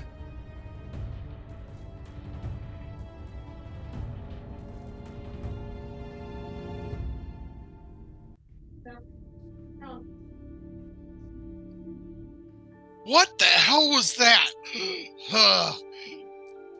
I don't know, but I'm starting to see why people don't return from here. You almost didn't return from here. Nothing even hit me. I just... Do I know as a Banshee? You would know, yeah. Okay. Banshee screams, man. You do not mess with them. On the player side of things, once again, my bad digital dice. Welcome to digital dice, man. Yeah. Like a 2 again. I have a +7 in my con save. I got a 2 on a d20. Oh, it's awful. At least you didn't get a 0. And then I got a nat 1 on my only death saving throw. I was like, okay, there's no way they're gonna find me. I'm as dead as Oz was in that wormhole. Like, it's over. Wow. Yeah. Oh, let's see. I'm gonna put a hand on Gwynton and be like, don't wear yourself out saving Antler Boy over here. And I'll look at Justinian and I'll snicker. Go ahead and recover a level 3 spell if you can. Wait, me. Okay. Yes, Gwynton. Sorry, I probably should have specified.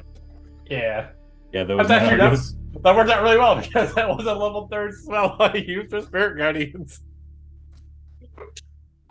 Hey, if he's in my care and if I can help him, I'm gonna help him.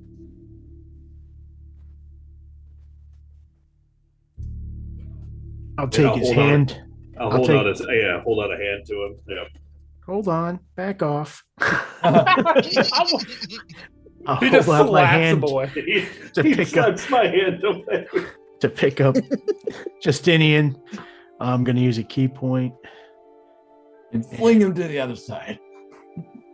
Right? He just like knocks my heart out of my chest. Just... Boom. And you recover another 8 hit points. All right. What is this holy aura you keep activating?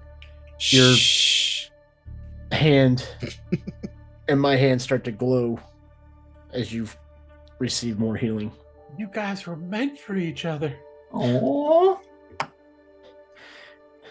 There was a reason why I liked you best, Bishop. Would my concentration have been broken when I went to stabilize Justinian? No, it's only when you get attacked. Yep. Yeah. I still have 4 meteors swirling around my head. How long does that last? 10 minutes. Okay. It'll probably fade here pretty soon. Wouldn't recommend sending those off anywhere else in here if you can avoid it. I'm going to keep them here in case somebody sneaks up on us in the next few minutes. All right, should we get in there and get the Cinder Bloom and get out of here? Your friends are dead!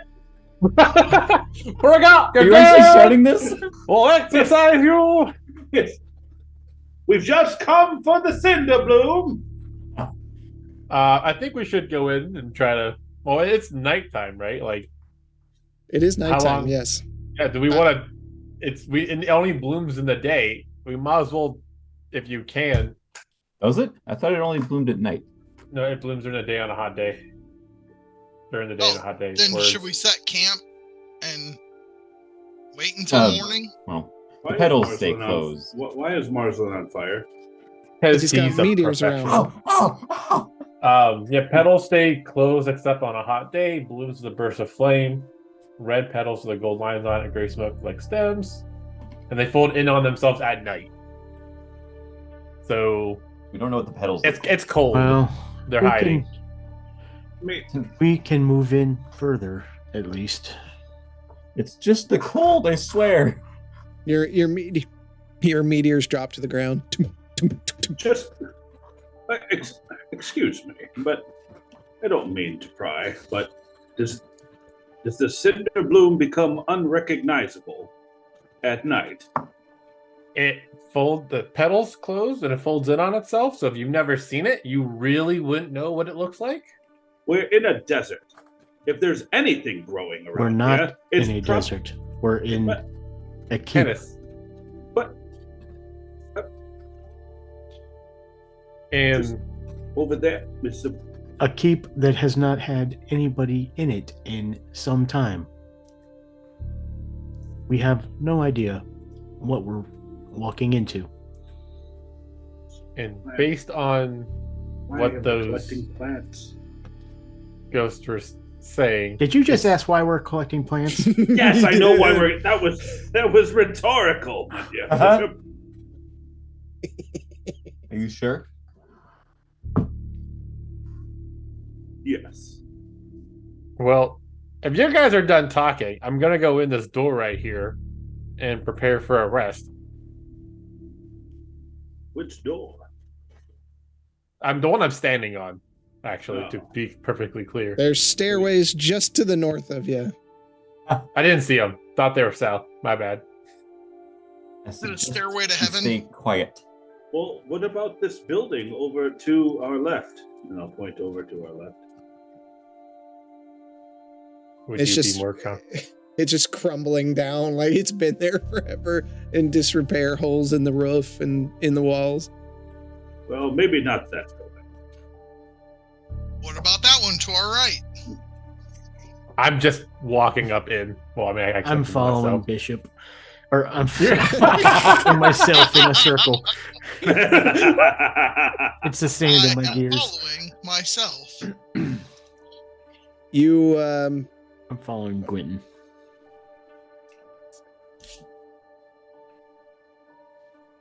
All right.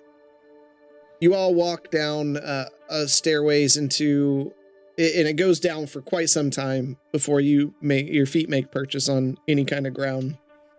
And you're in a large, dark hall. Large stone pillars support tall ceilings that are covered with intricate carvings from long ago. Some of the pillars have collapsed or been destroyed. Scorch marks and broken weapons and arrows lie scattered about the hall. The floor, in place of a rug, is made from a wood that's been dyed a deep red, ending at a stone dais raised above the floor. Let me switch here.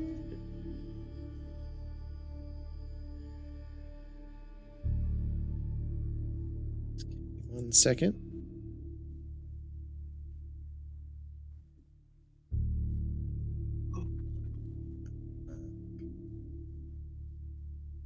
Many secrets. What are you hiding?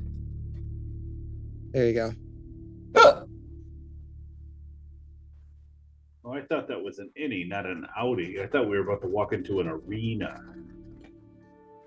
You want to walk into arena? Well, I was going to warn Gwynton that it was an arena. I'm glad I waited because that would have been foolish. Mm-hmm.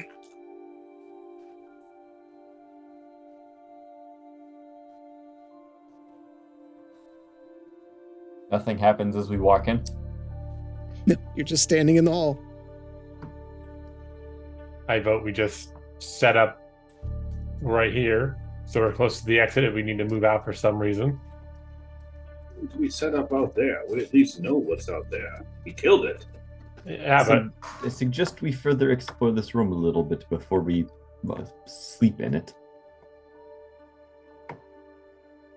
feel free to explore, Marzin, if it'll make you feel better.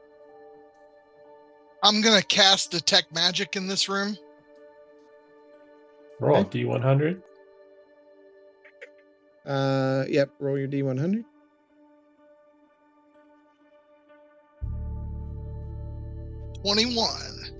You guys are cutting the edge here. You don't have to tell me. Like combat, I roll great, but yeah. Yeah. All right. Nothing except for the people you're with glows. Okay. I want to take. Marsland. Oh, sorry. Go ahead, Bishop. I just want to take a measurement of everybody, sickness wise, to see how everybody's doing. Just roll a general medicine check. Okay. Like I said, I'm trying to keep track since I'm the only one not affected. Mm-hmm. Hey. Okay. I'll send you a 23. message.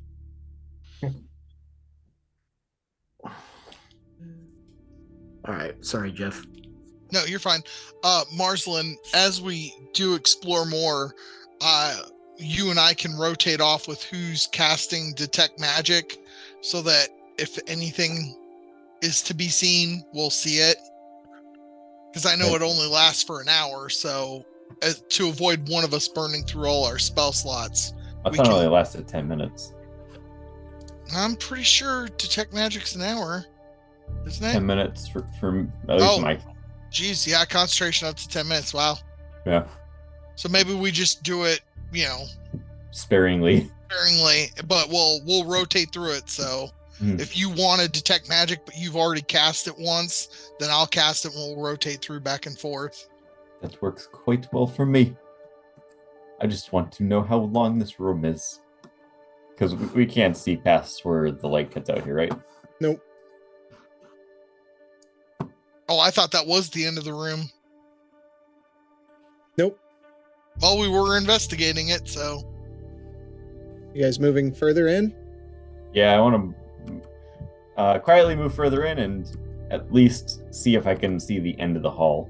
Oh, there is something.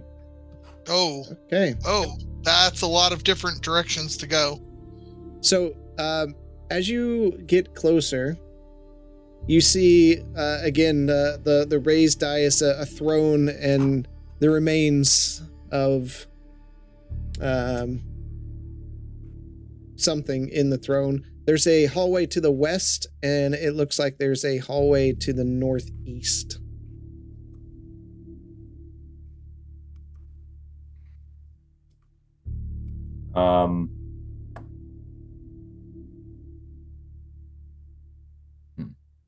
I don't see anything peering down the halls. Nope. Quentin, how does one detect a banshee? If it's screaming at you, it's probably a banshee. Yes, but is it just going to appear, or is there any kind of warning? I'm assuming it's like the spectral beings we met in the library. They're just there. The shushers. And then they're not. I mean, in those banshees' defense, they did warn us several times. I guess they'll warn us before we go anywhere we're supposed to go anyway. Might also be past that I- point. Doubt it at this point. I'm gonna go up on the throne. Okay. Good. I go with them. Just you Okay. be careful around that throne.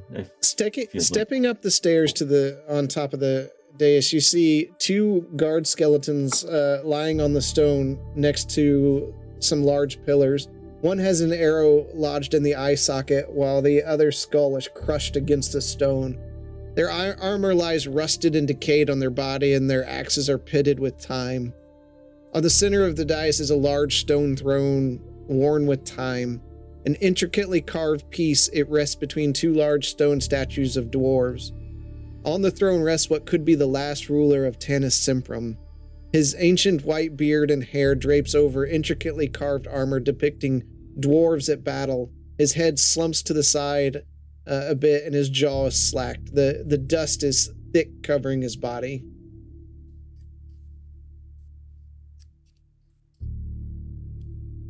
I'm just gonna go to each of the skeletons, and I meant to say it earlier. I just want to go to all the dead skeletons and say like a little prayer to hope they pass on.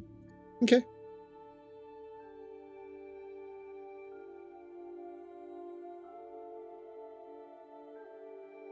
What's everybody else doing? Is my detect magic still up? Has it been 10 minutes? It's still up. Nothing's glowing. Okay. And nothing's going? Okay.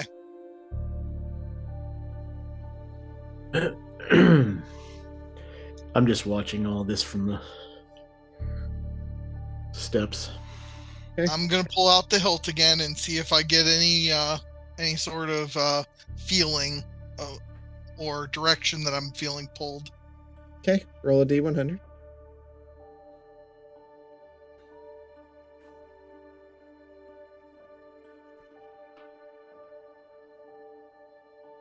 $57. Not really feeling anything. Okay.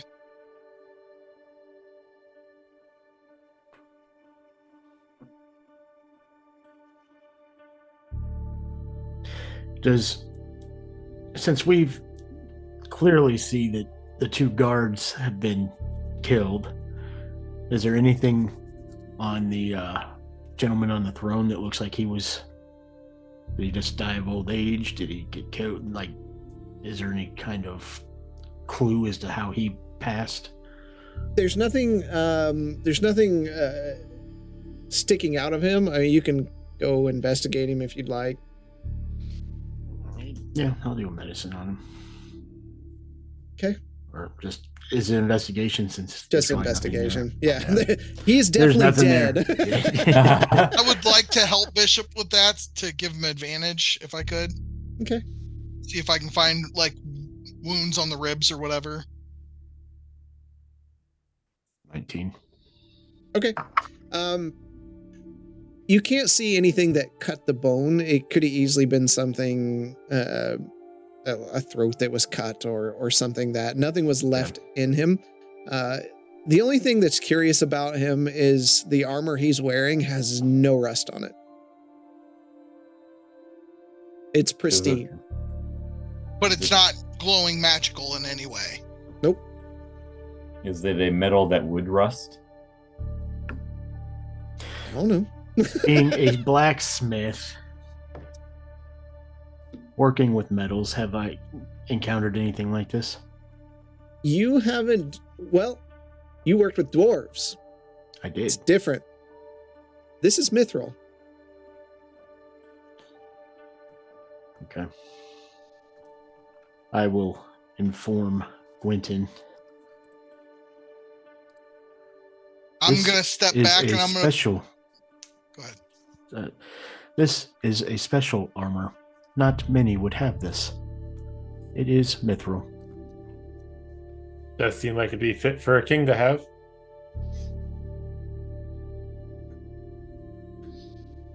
I step back away from it and I'm like, I'm not a grave robber. Wouldn't fit you anyway. I'm assuming this is like a dwarf skeleton. It is. Ignore wasn't the talking size about of the it fitting me. skeleton. Right.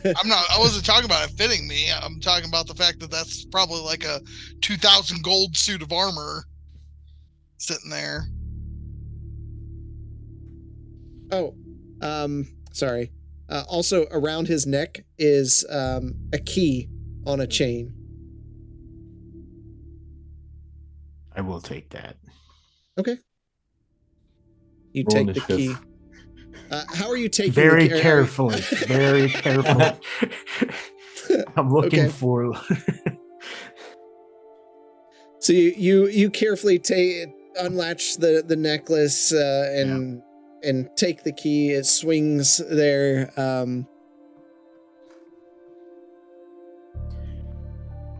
If it was important enough for him to have around his neck, it must be important enough to unlock something close. I thought we weren't supposed to take anything. Hang on. An apparition fades into existence near you. His long beard and hair wisp around his face and hollow eyes. He stares at you for a moment before speaking. I am the last of the line of sandstone. My people lived in these halls, worked in these halls. The sounds of the hammer echoing have long been silent.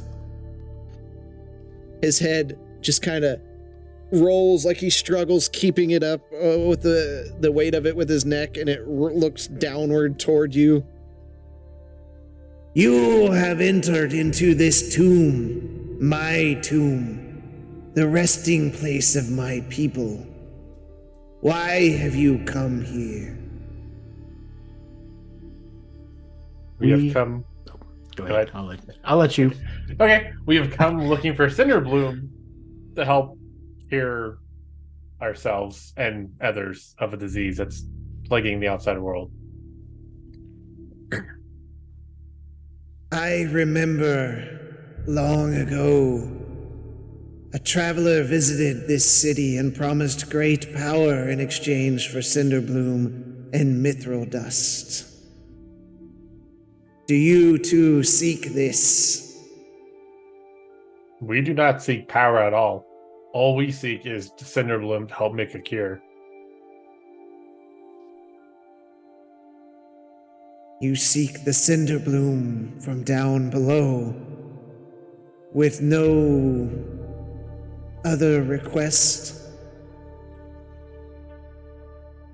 There's nothing that I'm here for besides the Cinderbloom.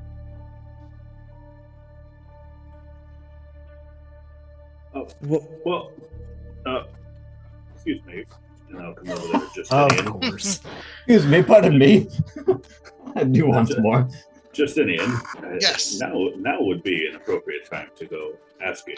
I was planning on it. I was just waiting for Quentin to finish. Oh, I'm sorry. No, continue, King. Quentin. Yeah. Sorry. Were you done, Quentin, with your... This is Yeah, Steve. I'm stating what's honest to me. Yep, okay. I am looking for a piece of the birchwood blade to restore Ferondis' sword and help find Ferondis' champion. I don't know of this blade that you speak of.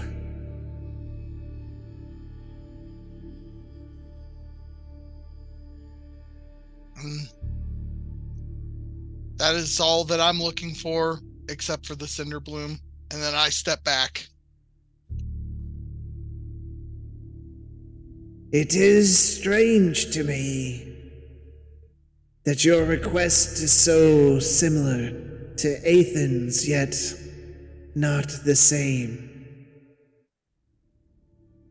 Are you talking about Ethan Shadowspark? He betrayed us in secret, imprisoned the souls of our people, performing dark rituals in the mine. You're not the only person, people, or group he has betrayed. He is also the cause of this plague that we are seeking to cure. Near 1,000 years ago it was. There was a great war with the forces of Governor's Den. The leaders of Governor's Den wanted access to this mine, as it was more productive than the poultry mine that they have. He spread rumors to the people of Governor's Den that we were developing a dark plague to wipe out the land and claim it for ourselves. He lied, all while telling us a different story. What was the story that he told you? That Governor's Den was willing to bend the knee to Tanis Semprum.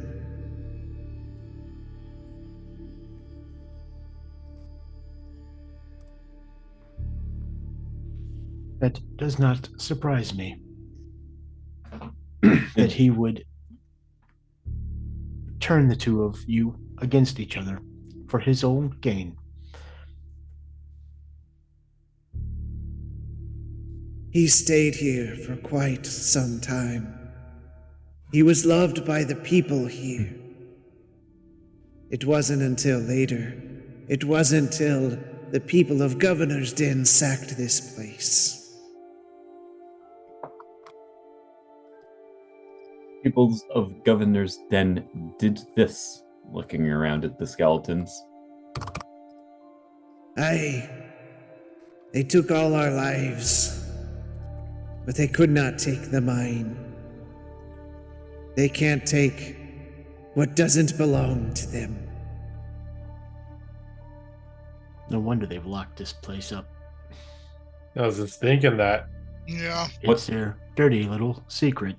What protects the mine from Governor's Den? All of Hold the on a souls of second. those who were lost? Quentin, how old do dwarves live? Just depends how well you take care of yourself, like any other species. So say 1,000 years? Do I know of any? I was a couple hundred. Well, with that being said, why would we cast aspersions towards Governor's Den of now for the Governor's Den of then?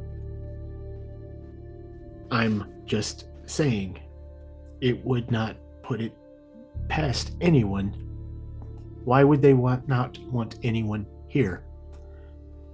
I'm sure if you are in charge of Governor's Den, you are told by the previous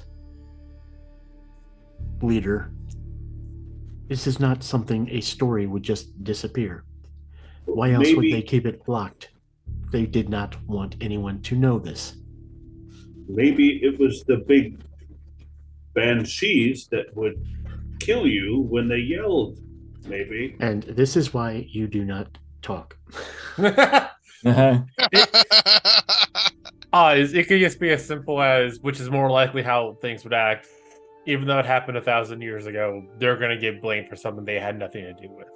Or what about the giant shovel monster outside? No one's going to say anything about that. He didn't hurt us. I'm not worried about it. And I'm. So let's. Marzin did ask a question. What is protecting the mines? Oh, And is I'm that sorry, where we have? Marlon. Is that where we have to go to get to Cinderbloom? Yes. But you can't tell us what's protecting the mines. It's been so long since I've smelled the stone of the mines. But things live in the darkness below. You will find your Cinderbloom there. You will also find pain, suffering. You might find yourself in this same situation as me. This might be a silly question, but you seem to know this place pretty well. Is Cinderbloom truly only found down in the mine? Surely you have another plot of it somewhere around here. Long ago, when I was a boy before the war, Cinderbloom grew freely among the plateau, which was a lush, green place filled with life. Before the war, before the corruption. Now the Cinderbloom that grows only by the gift of magic itself here.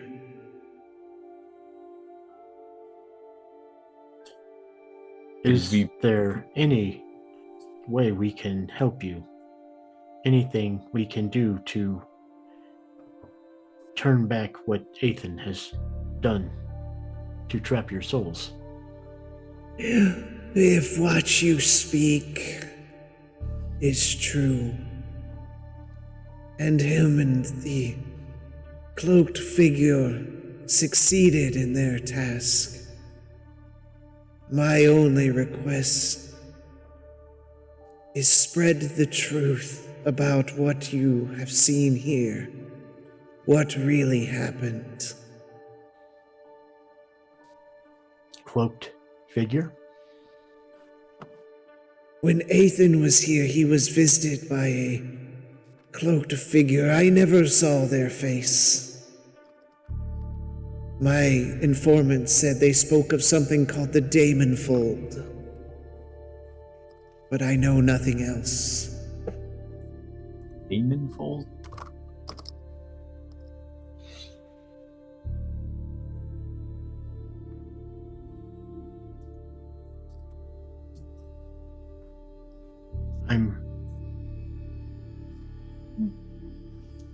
Even if we can't lay you to rest, I do believe the truth of this place needs to be told.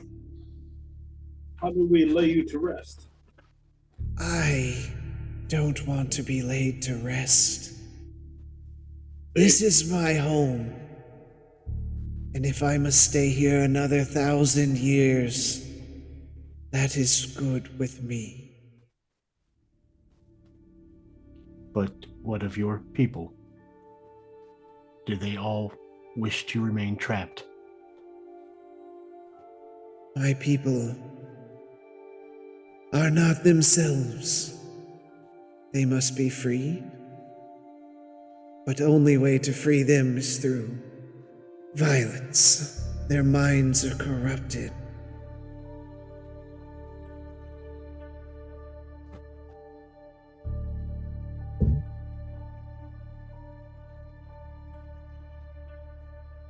If you would like for us to try to put as many to rest as we can, I'll try my hardest. Free them, my fellow brother. What is your family name?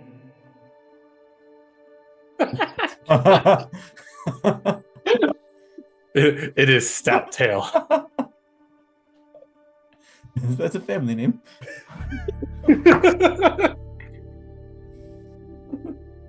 Brother Stoutale, take what once covered me. May it protect you, as it did me for ages. Are you sure? It'd be a great gift and a great honor to wear it. There is no better blessing than the tail etched across the armor being seen by the eyes of other dwarves. Then I will take it and I'll make sure to spread the knowledge. Do we still have that voice thingy? Do I? I little think we voice did thing. that. We Oh! The Oh. recorder! She asked for it back. I totally want to hold it up to the king and be like, could you please tell us verbally that we can take this out of here?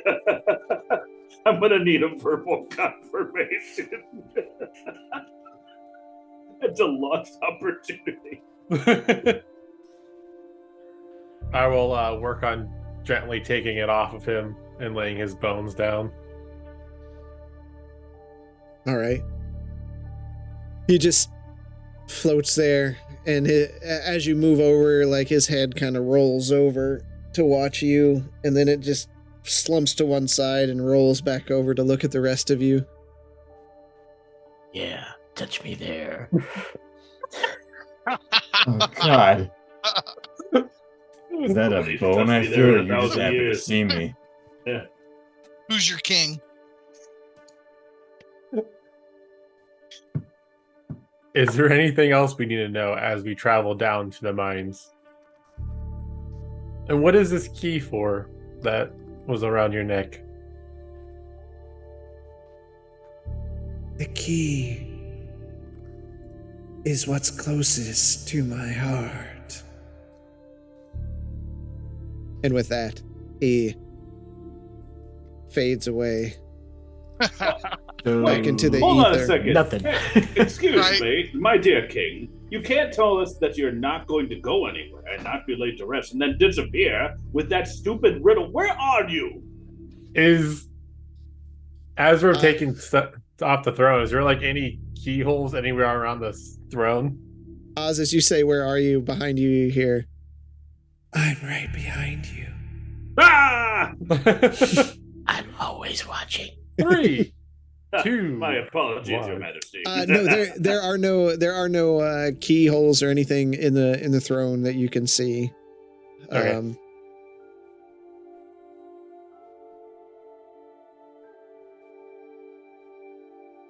Well, it would figure that Ethan had something to do with this. It greatly saddens me to hear that the reason this place fell, 1,000 years ago was my hometown area. But everything we've seen with any of the Shadowsparks, for the most part, Greed always and corruption. yes.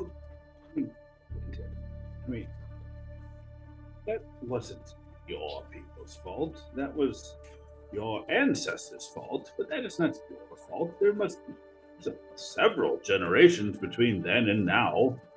You can't hold them accountable for it. It's kind of a somebody has to hold somebody accountable, right? No. Maybe It's- the Banshees. How about the Banshees? What is with you and the Banshees? I do not like the Banshees. I have been possessed by the Banshees. I have had to fight the Banshees. I am not a fan of the Banshees. They really touched you in your no square, huh? Yes. Justinian, how do you feel about the Banshees? The hardest thing that's ever hit me. See? Banshees. By the way, was a Banshee the same thing that we fought down in Old Smyrna? Because that happened to me too. It was just like, it's like, okay, Well, I didn't know that. It was a ghost. I don't know. it was a ritual gone wrong. Well, I know Yeah, it's a spirit, so I have no idea. Yeah. Now the question is, do we stop and rest here for the night, or do we travel down into the mines? Maybe the king will join us if we rest here for the night. Maybe we'll play a... Please stop.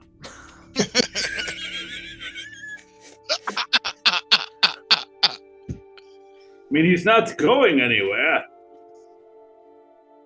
Maybe we take a look around and That see sounds what like a good idea.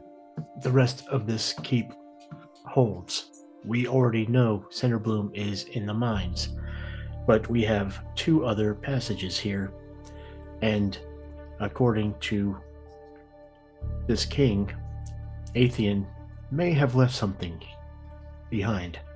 Suggest we If also we know, if he Yeah. used some of these ingredients to make the plague, it would only benefit us if he had notes still here.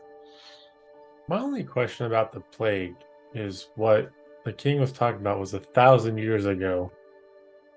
And the plague is within the last 6 months to a year to actually be spread. Atheon died. Someone picked up where he left off. Well, we're pretty sure we know who it was too. Yes. He did not finish what he started. Obviously, that is why technically I am the expert in that. A resident expert. Okay, we can go wherever you guys feel would help. I do suggest. Oh, no, go ahead. I suggest we also at least figure out where the entrance to the mines are, so that we are prepared for tomorrow. Oh, I would agree with that. I'm tired. It is late. Just goes no. How You can can you be find- tired? If we're going to Anywhere be diving into any around mines, us I to would just like lay some down. rest.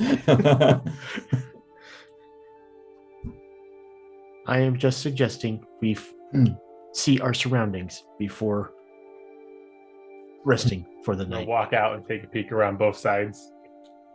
That's fine. Ooh, wait, hang on. What is that? There's a passage back there. Oh. It is. A passive perception got that one, man. Find a bed. But I didn't see anything over here. I gotta move down. Ah. What? Why is there two Gwentons? There's not. Oh, on my screen there's two. Do we want Yeah. to go down this narrow, precarious hallway? Well, we did say we want to check everything. Here, let me cast my orb, and I will wave my hand, and my seeing eye will be procured. And I'm going to use that as a seeing eye, and I think that can be, oh gosh. How far away from me can that be? That's a chunk, if I remember right. Is that a vocal spell? 150 feet. 60 feet. It doesn't say. Oh, there's no little V next to it? It's It's not ability. an Okay. ability. Yep, Yeah. you're good. Okay. I would like to send my hawk down the other way, back around the other side of the throne raised It had area. night vision. It does. Yeah. How do you Okay. talk to I your don't hawk? know. It's telepathic. It's a familiar. Okay. No, you're Yeah. good. I was just like, to keep with the trend, you'd have to like roll the cough to see if it understood where Nope, you it's went. telepathic. Yep. And so I will go once we're in this corner and Marsland's doing his eye thing. I'll just go blind and deaf and let the hawk go the other way. My mind has dark vision as well. See in the dark. So you don't have dark vision, but it does. Yes, it can see brilliant. better than me. You trained well. So 60 feet. Okay. So Marsland, you see that the hall makes a turn to the right and opens up into another hall where there are some small hallways that go off to the side of it. It looks like the hallway is pretty long from what you can see. 60 feet. Okay. Justinian, your hawk flies down the other hallway, and it looks like you see the remnants of an old forge. Okay. I will say that out loud to the party. Do I need to Okay. roll to speak? Yes. No, you're fine. 100%. We're not to that stage yet. No shit. Yet. Nervous laughter. Okay. So I can see 120 feet in front of me, right? You're taking that into account? Yeah, it's hallways. You're looking at hallways. Okay. I will move quietly down the hall. Okay. With that obviously staying 60 feet in front of me. Is everybody going? Yeah. I can't unless somebody's Bishop, literally leading me along. Bishop Someone has to lead me staying with till So the you're- hawk comes back. Justinian. Till the hawk comes back, I'm blind and deaf. Okay, Bishop is staying with Justinian. Okay, and then this is here. All right. You three. Right. And why we're going down here. We know there are no banshees back there. Why would we go looking for more? I'm tired. Banshees. You're lucky Bishop's not there. To knock us out. I mean, several times I've said we should rest, but people want to keep going. Okay. You stand in the large hallway. What is this? There's a door. It's a door right there. You see a door. That's a door. You gonna go in, Marsland?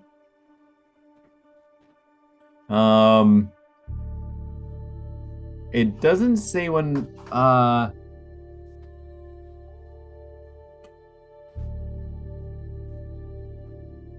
Oh, I can move this up to 300 feet away from me. I can only move it. Oh, never mind. Oh, no. I can move it up to 300 feet away from me. I can only move it 60 feet at a time. I misread that.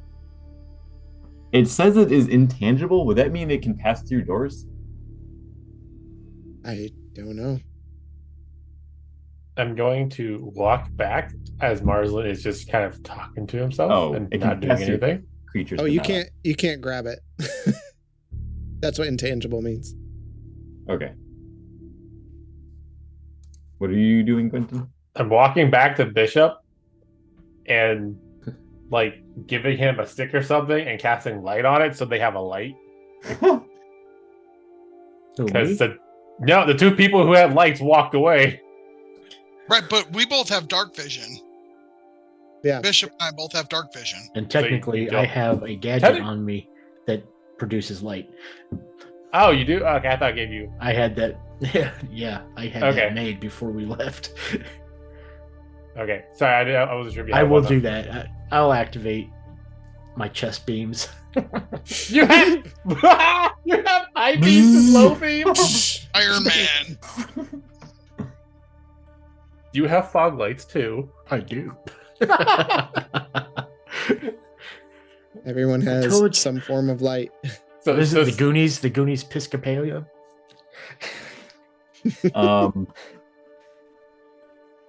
Okay, I'm going to continue moving the orb up to 300 feet away from me, exploring the hall.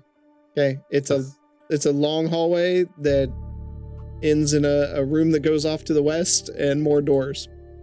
I'm going to open up the door since Marsland won't do it. It opened. Did I trigger anything?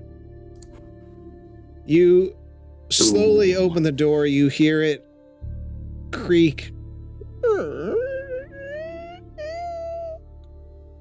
And you hear a loud crashing sound. Oh, no. And that's where we're going to end tonight. Oh, why'd you open the door? Why did we not investigate the door before we opened it? Why are you so goddamn worried? Huh? You're not even there. You're blind a mile away. All right. Yeah. Well, that was fun. You're now in Tanis Simprum. So we're in Tanis, all right. We're so far. There's so much. So I'm much. Scared. If we have to stop right now because of this room, that's not good. Hey, I offered several times to stop and rest, and y'all motherfuckers kept saying, "Let's go look at things." But you know what? I'm looking. Well, what time of the day is it? It's night. It's nighttime. Yeah, but like how late in the night? I swear, Oz is pulling off this Dead Ale Wives guy in the other room right now. Is there any girls there? You're not even in the room. With Dead Ale Wives. It's night enough that it's dark outside. We find another banshee. If you take some time, and I know this is probably around your birth year when it came out, the D&D video from Dead Ale Wives, and just listen to the whole thing. It is fantastic on such an ethereal level. Like you're gonna really relate to some of it because it is that it's done really well. But Dead Ale Wives D&D. Yep. All right. That's one of those old ones from, what was that called? Newgrounds. I knew Newgrounds. Yeah, yeah, I think it was from there website with the Happy Tree Friends. Yeah. Wow, that brings back some memories. They have a D&D one as well. That's pretty good, with a hamster that is like a monk. Huh?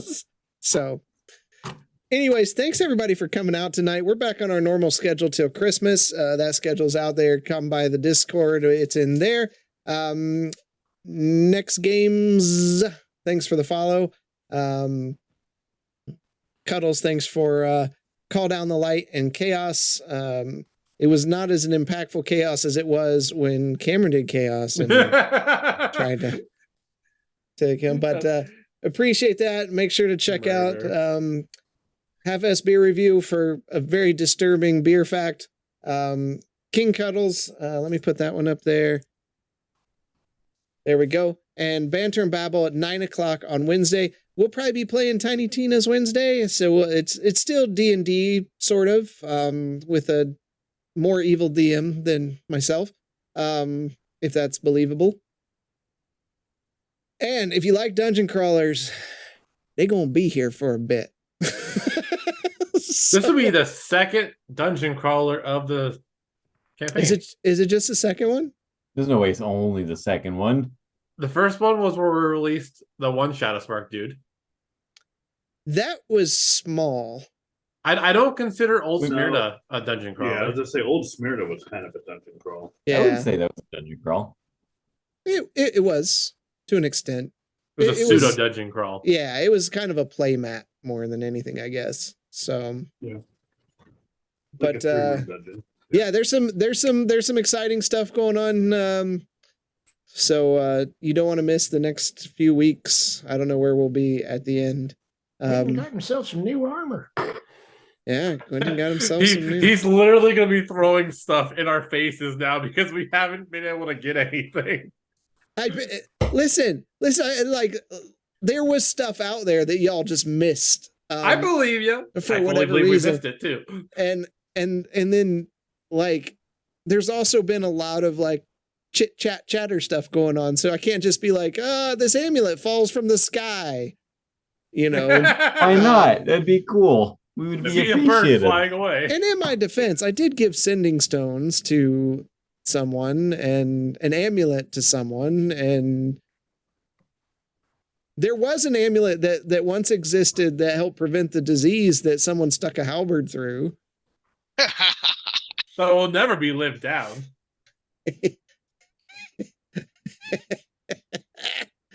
So quiet now, huh?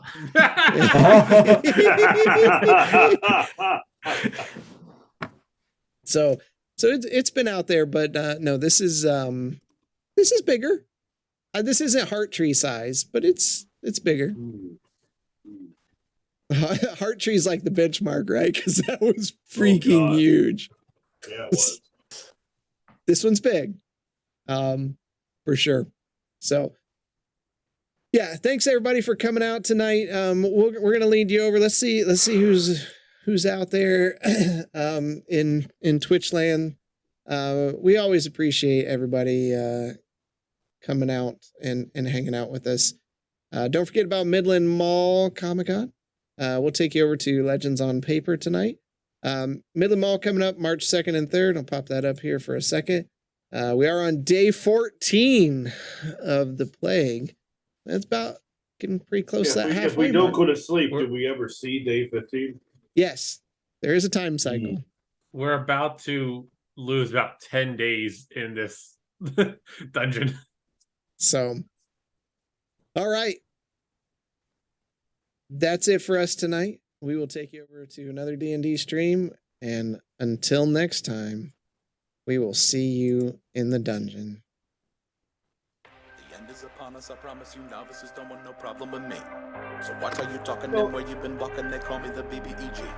I'm more than a little OP, I do what I want to, that's a mantra. Keep 'em running and gunning like Contra, I'm a monster. The end is upon us, I promise you, novices don't want no problem with me. We never saw So it. watch how you talking and where you been walking, they call me the BBEG. I'm more than a little OP, I do what I want to, yeah, that's a mantra. I keep 'em running and gunning like Contra, yo, I'm a monster. Turn it up. What you know about the final boss? I got 'em trying to buy time with the sign of the cross. I redefine high crime and the meaning of loss. I'm off hip, but a body like I'm playing lacrosse. Beat to the EG, I'm keeping them queasy. I make it seem easy, acknowledge me. I've been demolishing your cities, I'm astonishingly sleazy. I'm the big bad, y'all must be the cast. I'm killing a master, villain, a blast, a disaster. Really a rap bastard, willing to rap fast for the masses. I ravage all races and classes. Savage, I can't stop myself. Thinking of all the ways I can top myself. On God, I can move.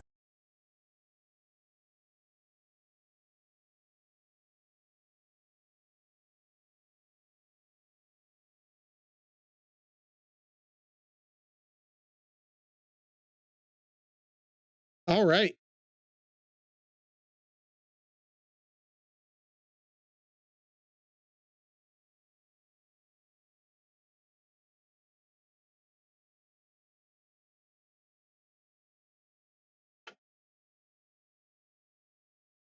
So Oz, that was a pretty fun rage effect, right?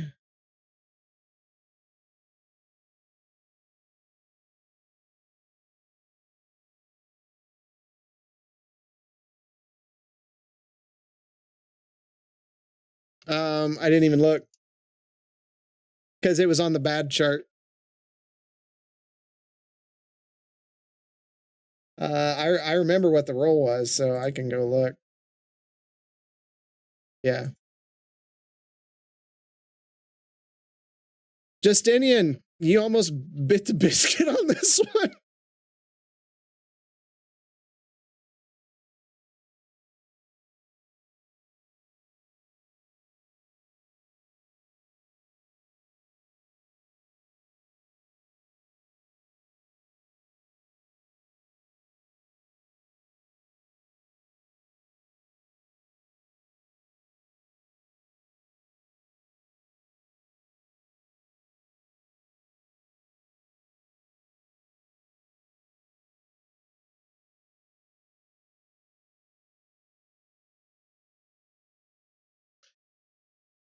Well, I try to be, as fair as possible of like, did people see you fall or hear you fall, that kind of stuff.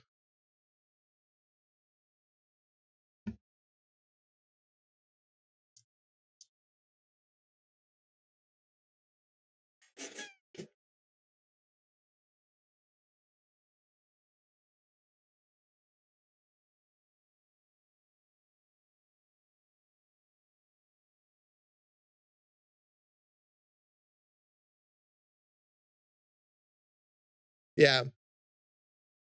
But like you wouldn't be able to know, like you don't know if that's going to happen kind of thing. So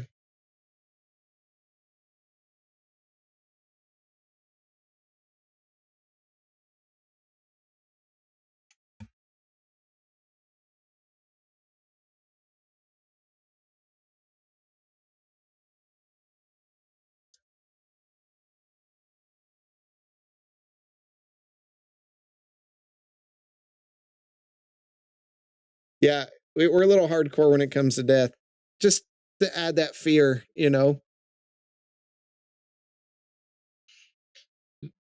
Well, when you switched it over and I saw the two dots going up, because I didn't see your roll. It didn't roll to, you can roll just to the DM. Yeah.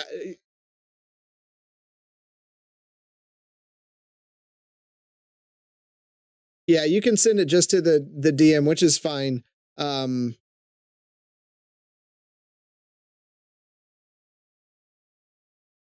Yeah,